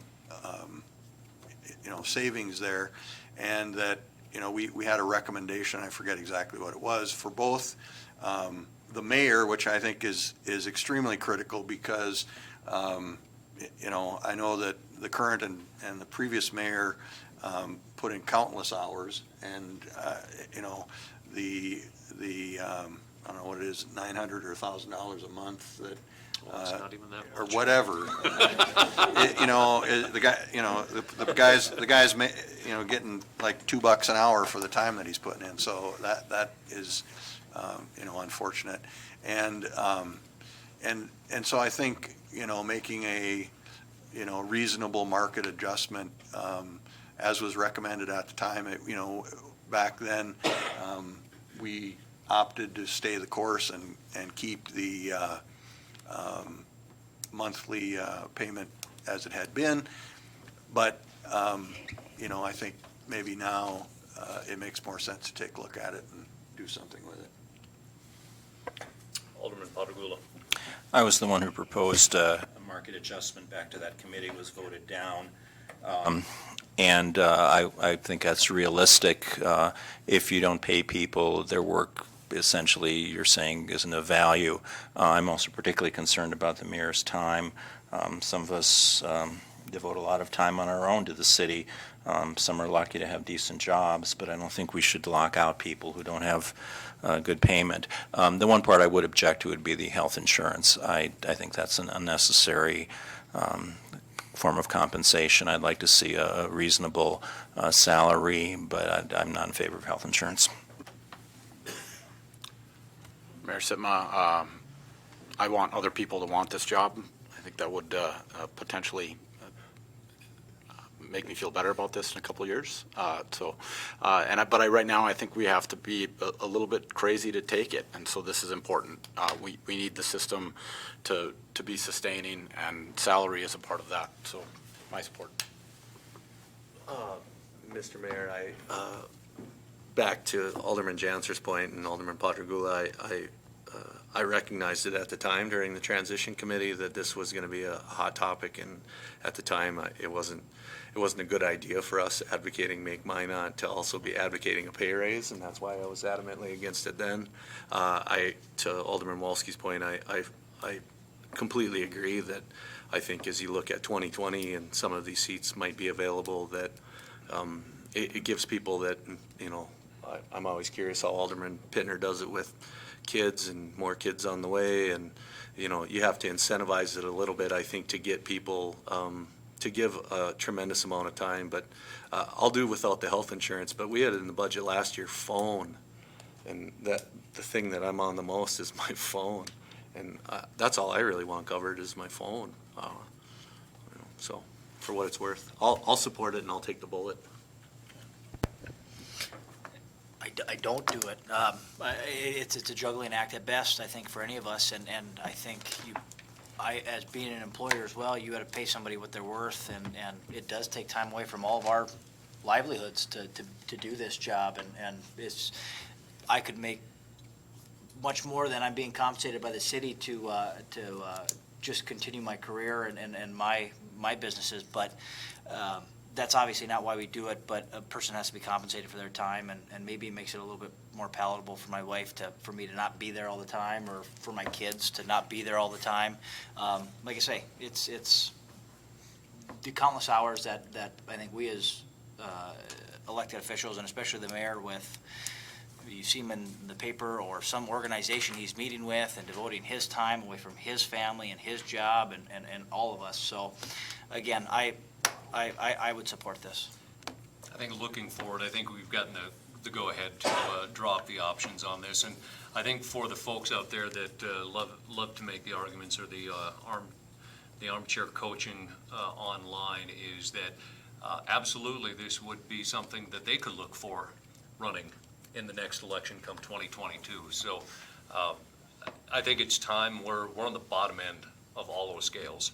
And it's something that I'll reinforce everything that's been said here as well. So by all means, please drop those options and take a look. Alderman Pittner has one last Thank you, Mayor. Just comment. one last comment, just to put into context, our council retreat is being scheduled for the end of July, maybe the first part of August.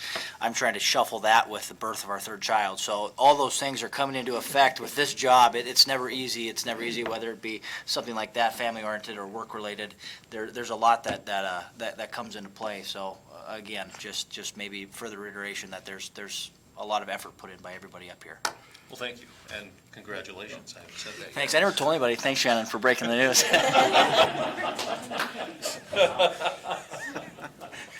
Terrible, you can't tell me anything. All right, well, thank you. I think what we've heard is to definitely move forward with the market adjustment research and make a proposal to you, but not on the health benefits, not offering health benefits. Seeing everybody, well, not everybody, but most everybody agree. All right, so we'll do that. It goes without saying when you talk about the employees as well. So on the employee side, you know that we had put together a workforce improvement package last year, and our intent with that package was to try to slow or reduce the turnover rate. And we had essentially suggested that this employee workforce improvement plan would pay for itself if we could reduce the turnover rate by 2%, based on lost time, lost training, all of those sorts of things. I wanted to share with you the results, monitoring the data from the fourth quarter of 17 and the first quarter of 18 against the fourth quarter of 18 and the first quarter of 19. And essentially, we're already seeing a 2% reduction, in excess of a 2% reduction, for 6 consecutive months of this being in place. What's particularly important is that we said 2% annualized. We've already got 2% over 6 months. So we're looking pretty good. We may be up around the 3% mark by the time we get to the end of the year. So we're excited about that. We do know that we have received a lot of positive comments and that there's been a real and significant boost in morale. And so we're suggesting that we continue that particular program going forward, and that we include it in this year's budget. That has been modeled in the model and shows, it won't be an additional request. It's essentially a standing request. But we wanted to get your thoughts and insights on continuing that, at least letting it mature a little bit longer. We feel like we're headed in the right direction, and we'd like this with a couple other adjustments that we're making in our organization, including getting more to automation, getting more to software, technology improvements, and those kinds of things that will be making better working conditions as well for the employees. So I wanted to pause and give you a moment to reflect or comment on that as well. Tom, I'd make the recommendation to stay the course of what we have. We identified some of our significant challenges even last budget cycle with currently even what we didn't have, which was the matching Social Security benefit. And that's still something that's hanging out there. But looking at what we've already achieved with that, I would absolutely recommend staying the course of where we're at.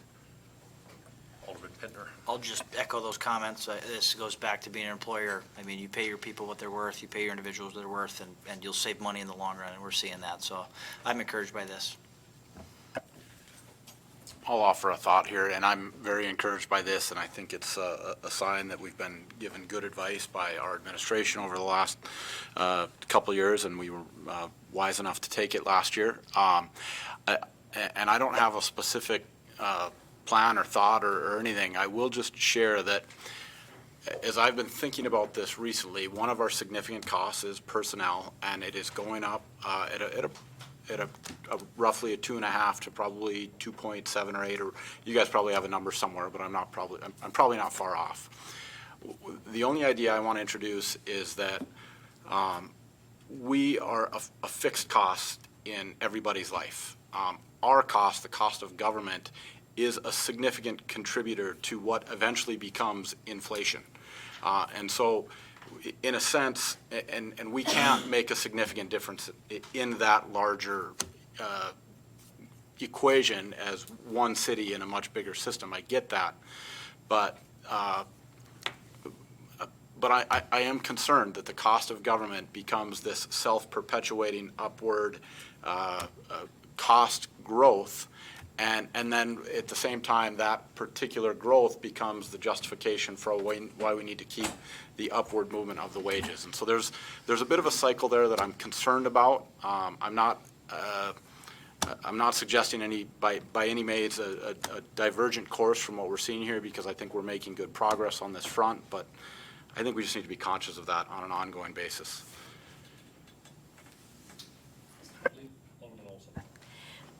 Tom, are we at the point where we have started to balance? I know that when we were training employees and training them and they were walking out the door, it was a significant cost to the city. We obviously saw a cost increase when we started giving more benefits. Have we balanced yet? Yes, Alderman Olson, we have balanced over a 6-month period. You know, we did our projections based upon a annualized number, and so we won't really know until we get to the end of this year if we were able to make the mark, but all indications are that we're ahead of the mark 6 months on a 6-month running average. But you know, we're gonna continue to monitor this. We think it's very promising results, and we think that it's definitely in the right direction, and that's why we're making the recommendation to continue down that course. Just a quick follow-up. Obviously, it's our city employees that are providing the services to our residents, and so I think whatever we can do to keep those city employees satisfied in their positions, we need to do that. All right, excellent. Thank you for that. We'll move on to, I think this is the last question, and we get to the budget principles and priorities. This is in regard to city grants and donations. Now, these are dollars that include organizational contributions that we have made over the years in several different forms. And those forms include things like the Community Facilities Fund, which is why you see some pretty large numbers in some of these earlier years. As you know, we eliminated the Community Facilities Fund in this year's budget, and there's a significant reduction there associated with that. We also have been making reductions from last year to this year in just general donations that we make to other organizations. This is the list of the organizations, most of the organizations that we're contributing to. I have marked in yellow the Minot Park District and MADC because they get captured in the report, but I want to make sure that we're all clear. These are contracts for services. They're not really donations, okay? So you can kind of take out this $212,000 for the Park District. What they do is they're doing tree trimming and arbor work in and around the community. We pay them to do that because we don't have a person on staff to do that.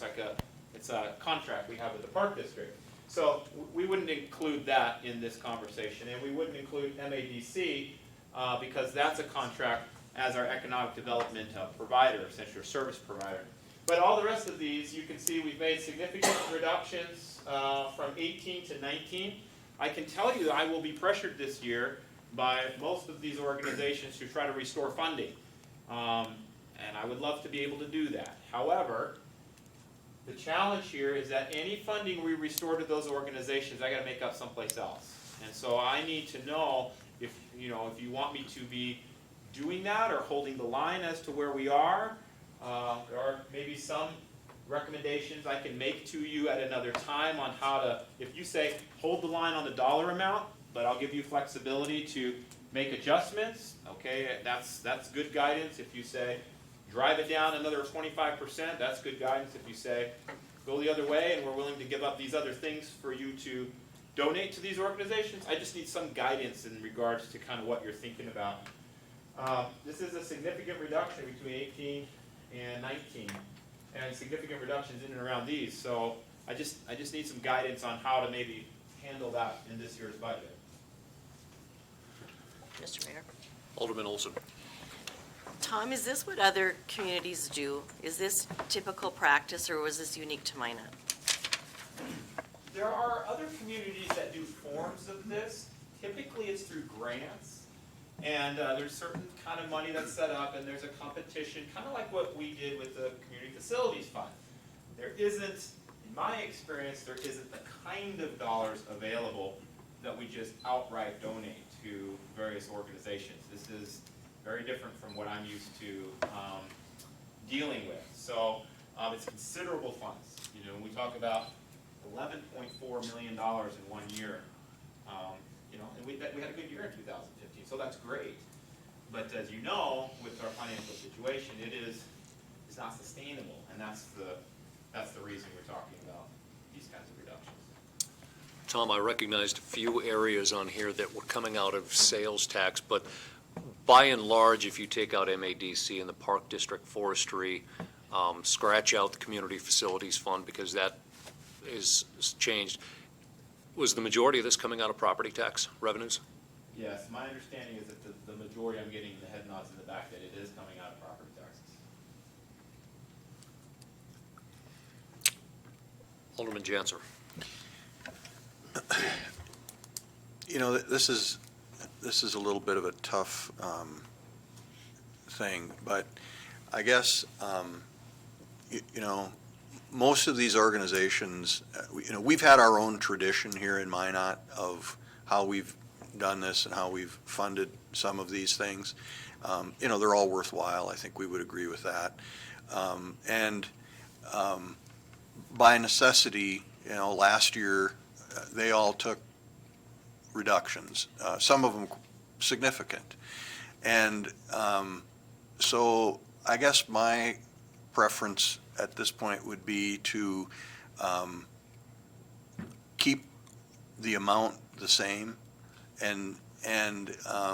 but perhaps with fair warning that there are likely to be future reductions, and do that for 2020. That would be my suggestion.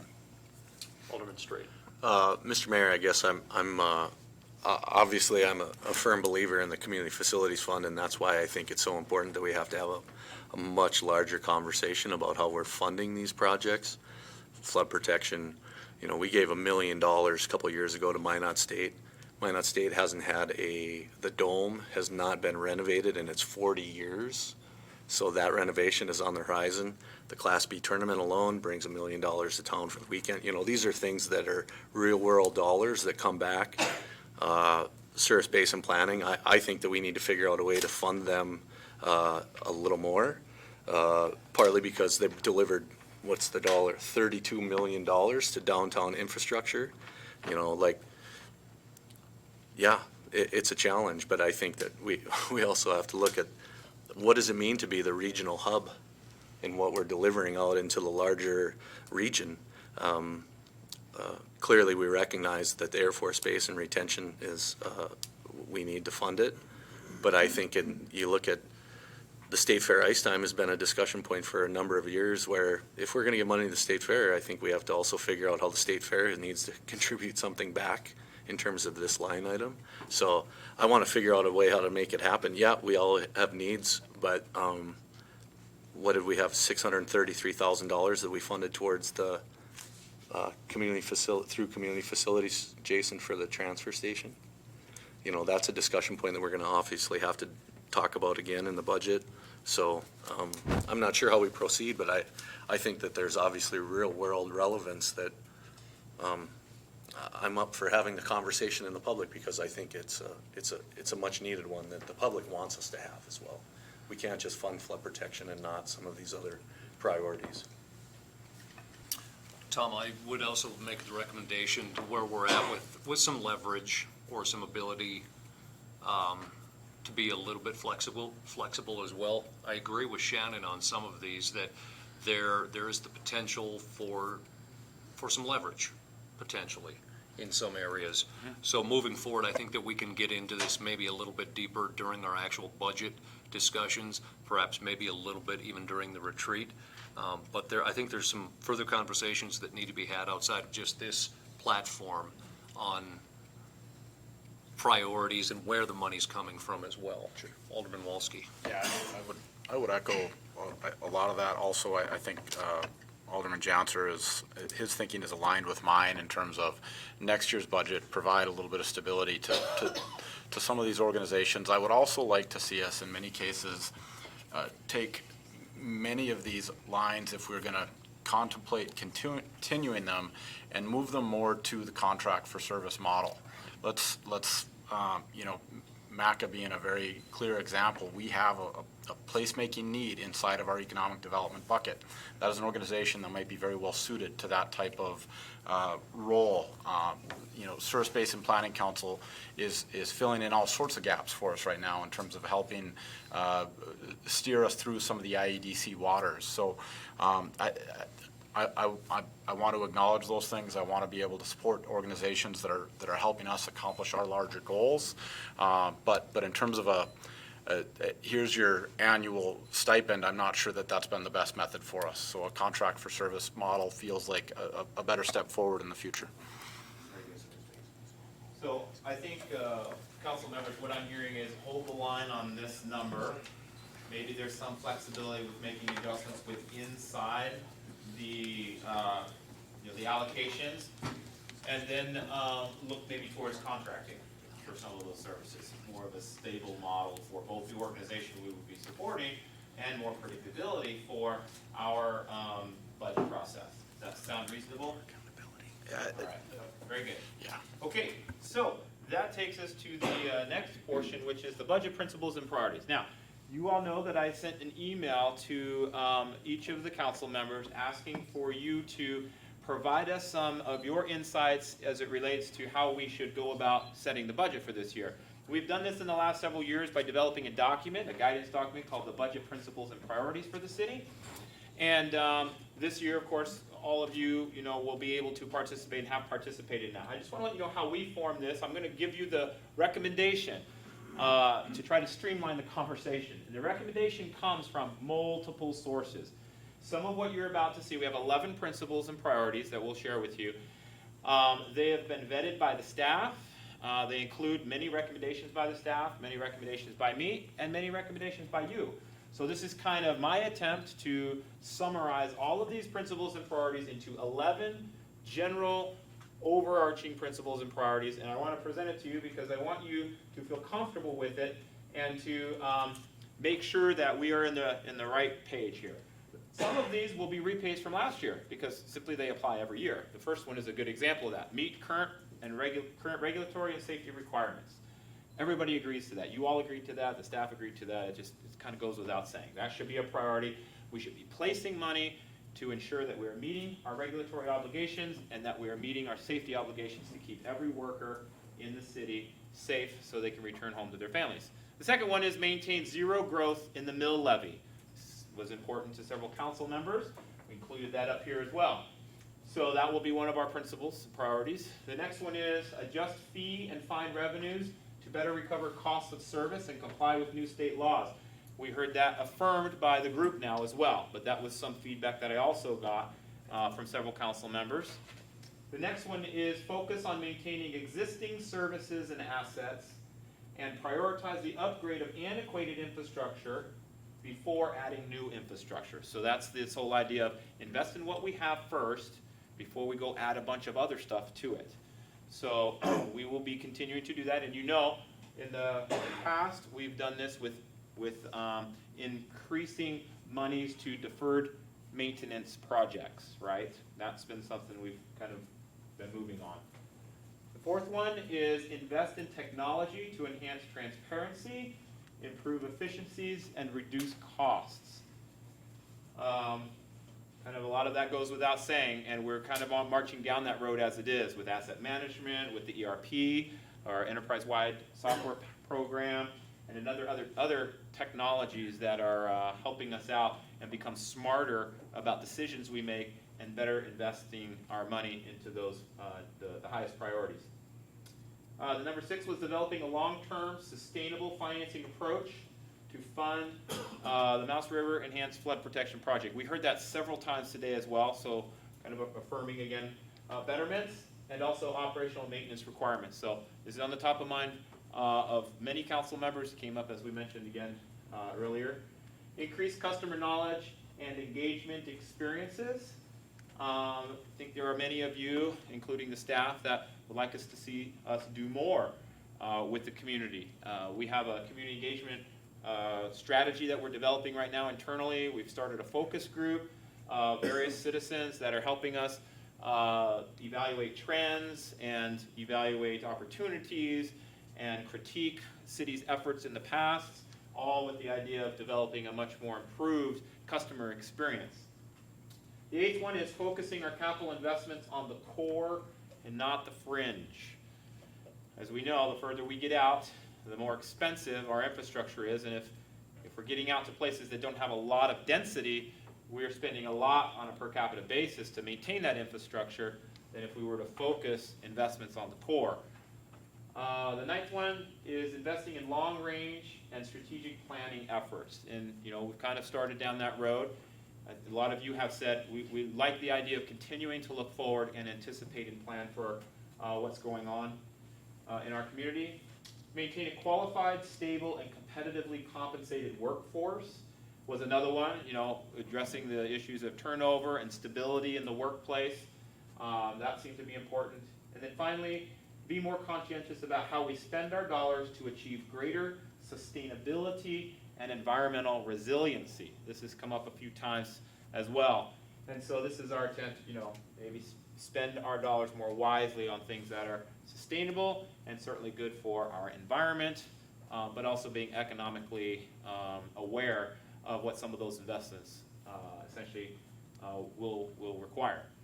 So those are the 11 preliminary budget priorities I have for you to debate as a team now, and to challenge or to revise or any of those kinds of things. So I'll leave it to you to tell us if we're on if I summarize properly, or if there's things missing or things you'd like to put in. I would recommend probably no more than 15, because it gets a little bit unwieldy after that, but I'll turn it over to you. Mayor? Alderman Wolski. One quick thought, and this is, I would say, a little bit a matter of language, but also not, because sometimes these things can get thought of in very different ways and result in very different outcomes. But when I see number 2, which I agree with, and I see maintain zero growth, which I do in the mill levy, I think that needs to be a priority, but I really also want to see us focused and prioritized on controlling costs, because I think these two things can be very, very different. And, we, in many cases, do not have control over our revenue. I mean, valuations, which our mill levy is dependent on, fluctuate. We've seen this go, fairly dramatically in past years.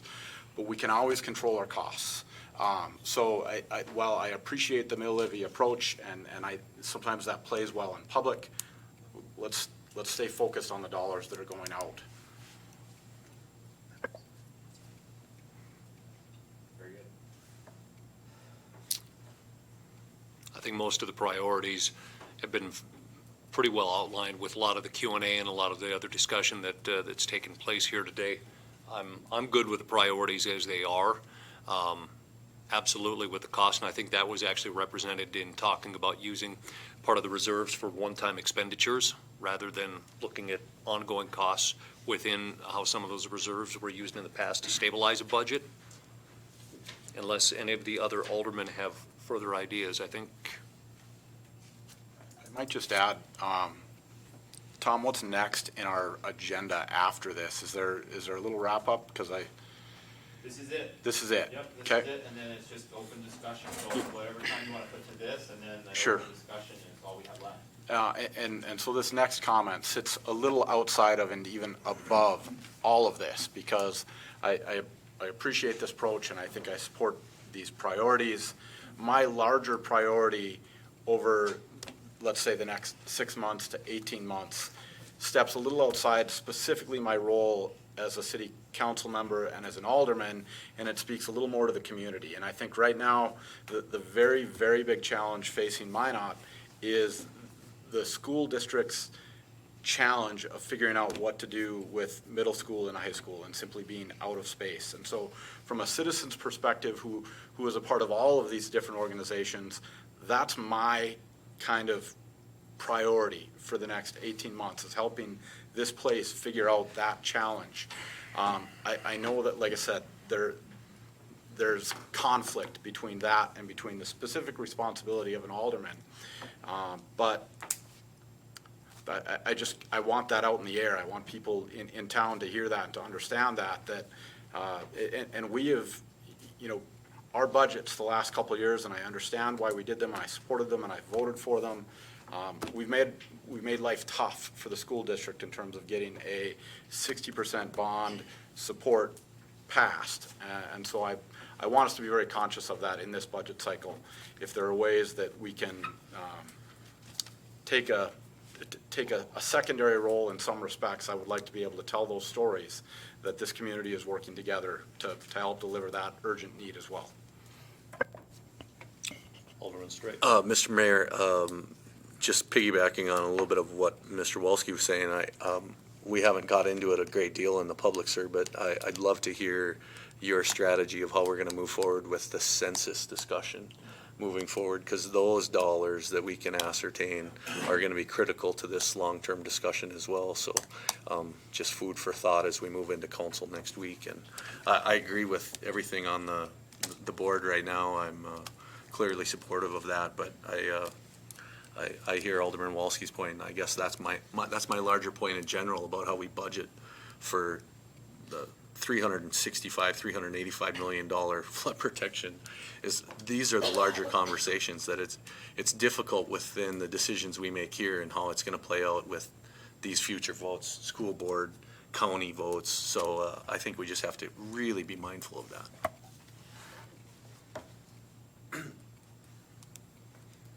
To just briefly address the census, and I think that's what we're looking at come June, when we kick off a lot of those activities and really marching that forward towards Census 2020. We'll hear more from Mr. Zakian if whether we become an entitlement city in 2020 or 2021 moving forward. So there is more than just the one drop deadline. Sure. If we don't. Along with that, I think we've all recognized, that it's not just been the public schools, but of course we've recognized the city's challenge budget-wise that led us to the last couple of years of decision. They've definitely have their challenges as well, and I think that's going to be as we've said many times, a larger conversation than just City of Minot. Whether it's getting our state legislators involved as well, and beyond that. So. We have to address what we have to address as aldermen, as elected officials, to our constituents as well, to the basic needs of the community. And with the liaison committee and that collaboration amongst the other taxing entities within the city, and that's going to continue and I think grow stronger as we move forward through this process, because I think we've all recognized the uniqueness of our city because of the challenges that we have, whether it be NAS, whether it be flood control, whether it be the Bakken boom, to where we didn't quite get the same status as a lot of the other communities, although we have the impact, and we've proven that time and time again. So absolutely, those are important conversations that we're going to continue to have, not only just out in the public, but with those folks, with those boards as well. I like what I see here. Just a couple of comments, kind of following up on what the other people have said. Not popular, but, for this next year, I'm okay with number 2. but I've been here for a long time, and the mantra has always been, don't raise the mill levy. And that's what got us into this problem we're in, and you valiantly, and the city staff valiantly pulled us out of, and we did too. Again, I think we need to be realistic for this next year. I'm okay with that, but I think realistically, our cost of doing business has to be covered. I want to keep the property taxes as low as we can, but I think to set that up as an unalterable goal is a mistake. Second comment is I think we need to work more carefully together, more closely together with the other entities. I was very, very disappointed that the county commissioners voted down a chance to save the citizens $600,000 by not merging the libraries. I think that was a huge mistake, but they took that vote. We voted the opposite direction. But I'd like to see more communication, more coordination, as Josh is saying, between the entities. And, perhaps a retreat meeting, kind of like as I proposed earlier, of sitting back and saying, what do we really need to be doing? Should we contract out for some of these services? I think so, rather than just giving people a line item, an automatic, gift, if you will. Which is it best for the city of Minot versus the county versus the schools to do? I was very disappointed, for example, that we only have one liaison committee this past year, and we weren't even notified about it. Didn't have the chance to attend, because the entity setting it up, the entity organizing it, chose not to publicize it, at least not in a way that I was aware of and other people were aware of. So I think we need to start moving between these three governmental entities, and four, I guess, including the state. We need to start talking more and figuring out who does what, and maybe some of these things we just can't afford to do anymore. Maybe it's best if they're done in a shared fashion. And I think I've forgotten my third comment, but I think one of the things I think is important, I love the idea of planning. I think that's critical, and it's already borne out some major fruits for us. We've spent a lot of time and effort lately on the capital improvements plan, and I'd like to see a similar kind of process of thinking about a personnel improvement plan. We keep saying that city staff are our most important resource, and we put a lot of time and energy, particularly engineering people, into the physical capital improvements. There's also there's also human resources capital that's there, and that starts with the city staff, but it also extends to these other entities and our broader sense of what this community is about. So I think those are the kinds of things we should be thinking about and planning into the process and thinking about that as we develop our budget priorities. So I like what I see, just to kind of fine tune it a little bit.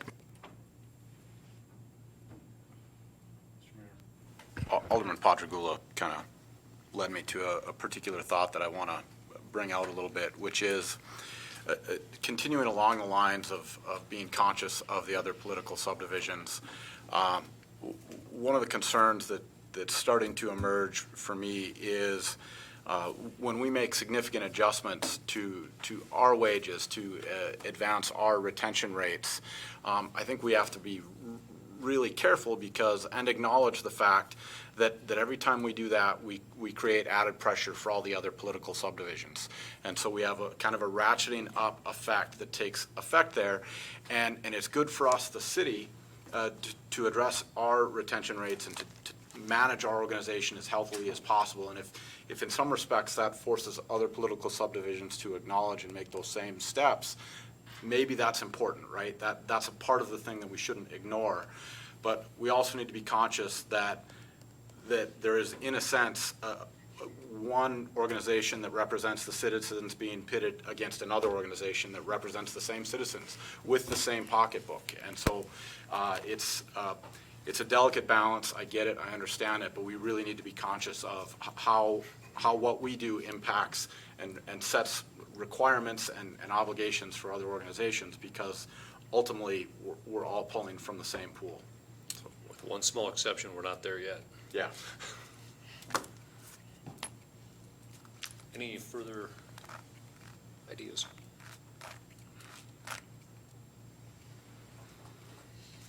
Alderman Pittner. I'll just reiterate, I know we're past the 6 o'clock hour, so again, just the census, I was encouraged, I was at the university this weekend, and they have the census flyers out, trying to recruit individuals, and I think a collaboration from the county, from the school board, from the university, anybody to really hit the ground running on that is so important this coming summer. So I'd like to see emphasis on that. If I may, Mr. Mayor and Alderman and likely be some funding that we may need to put towards the census effort, particularly for the community surveying effort. And that's not been included in any of our budgeting. We will be working to evaluate what that might look like and where we might be able to find some of that funding. Maybe it comes out of some of this economic money for the sales tax, first penny. That might be an easy way to pull some of those funds to finance some sort of local count committee. But I do think that that is going to be something that we'll ask you to look at probably inside the budget. In fact, we may need to be even starting that work prior to the start of the next budget and come to you with a budget amendment for work that might occur in the latter part of this year, teeing up that. In fact, some of that stuff is happening within the next month or two, because we are less than 1 year from the official count, so. And Tom, if you would even get some rough numbers together, we can work on that. Okay. Potentially even as a budget amendment if we need to start moving on that prior. All right, very good. Thank you, Mr. Mayor. Any other thoughts, parting comments, questions, concerns, directives, any of those things you want us to be aware of as we go down our merry way and putting together this next budget over the next couple of months? Good luck, and thank you to everybody already for the work that's been put in, and we look forward to it. Excellent. Well, thank you all very much. I appreciate your time this afternoon. Don't reach out for any questions, comments, or concerns you might have later. Thank you and have a good day.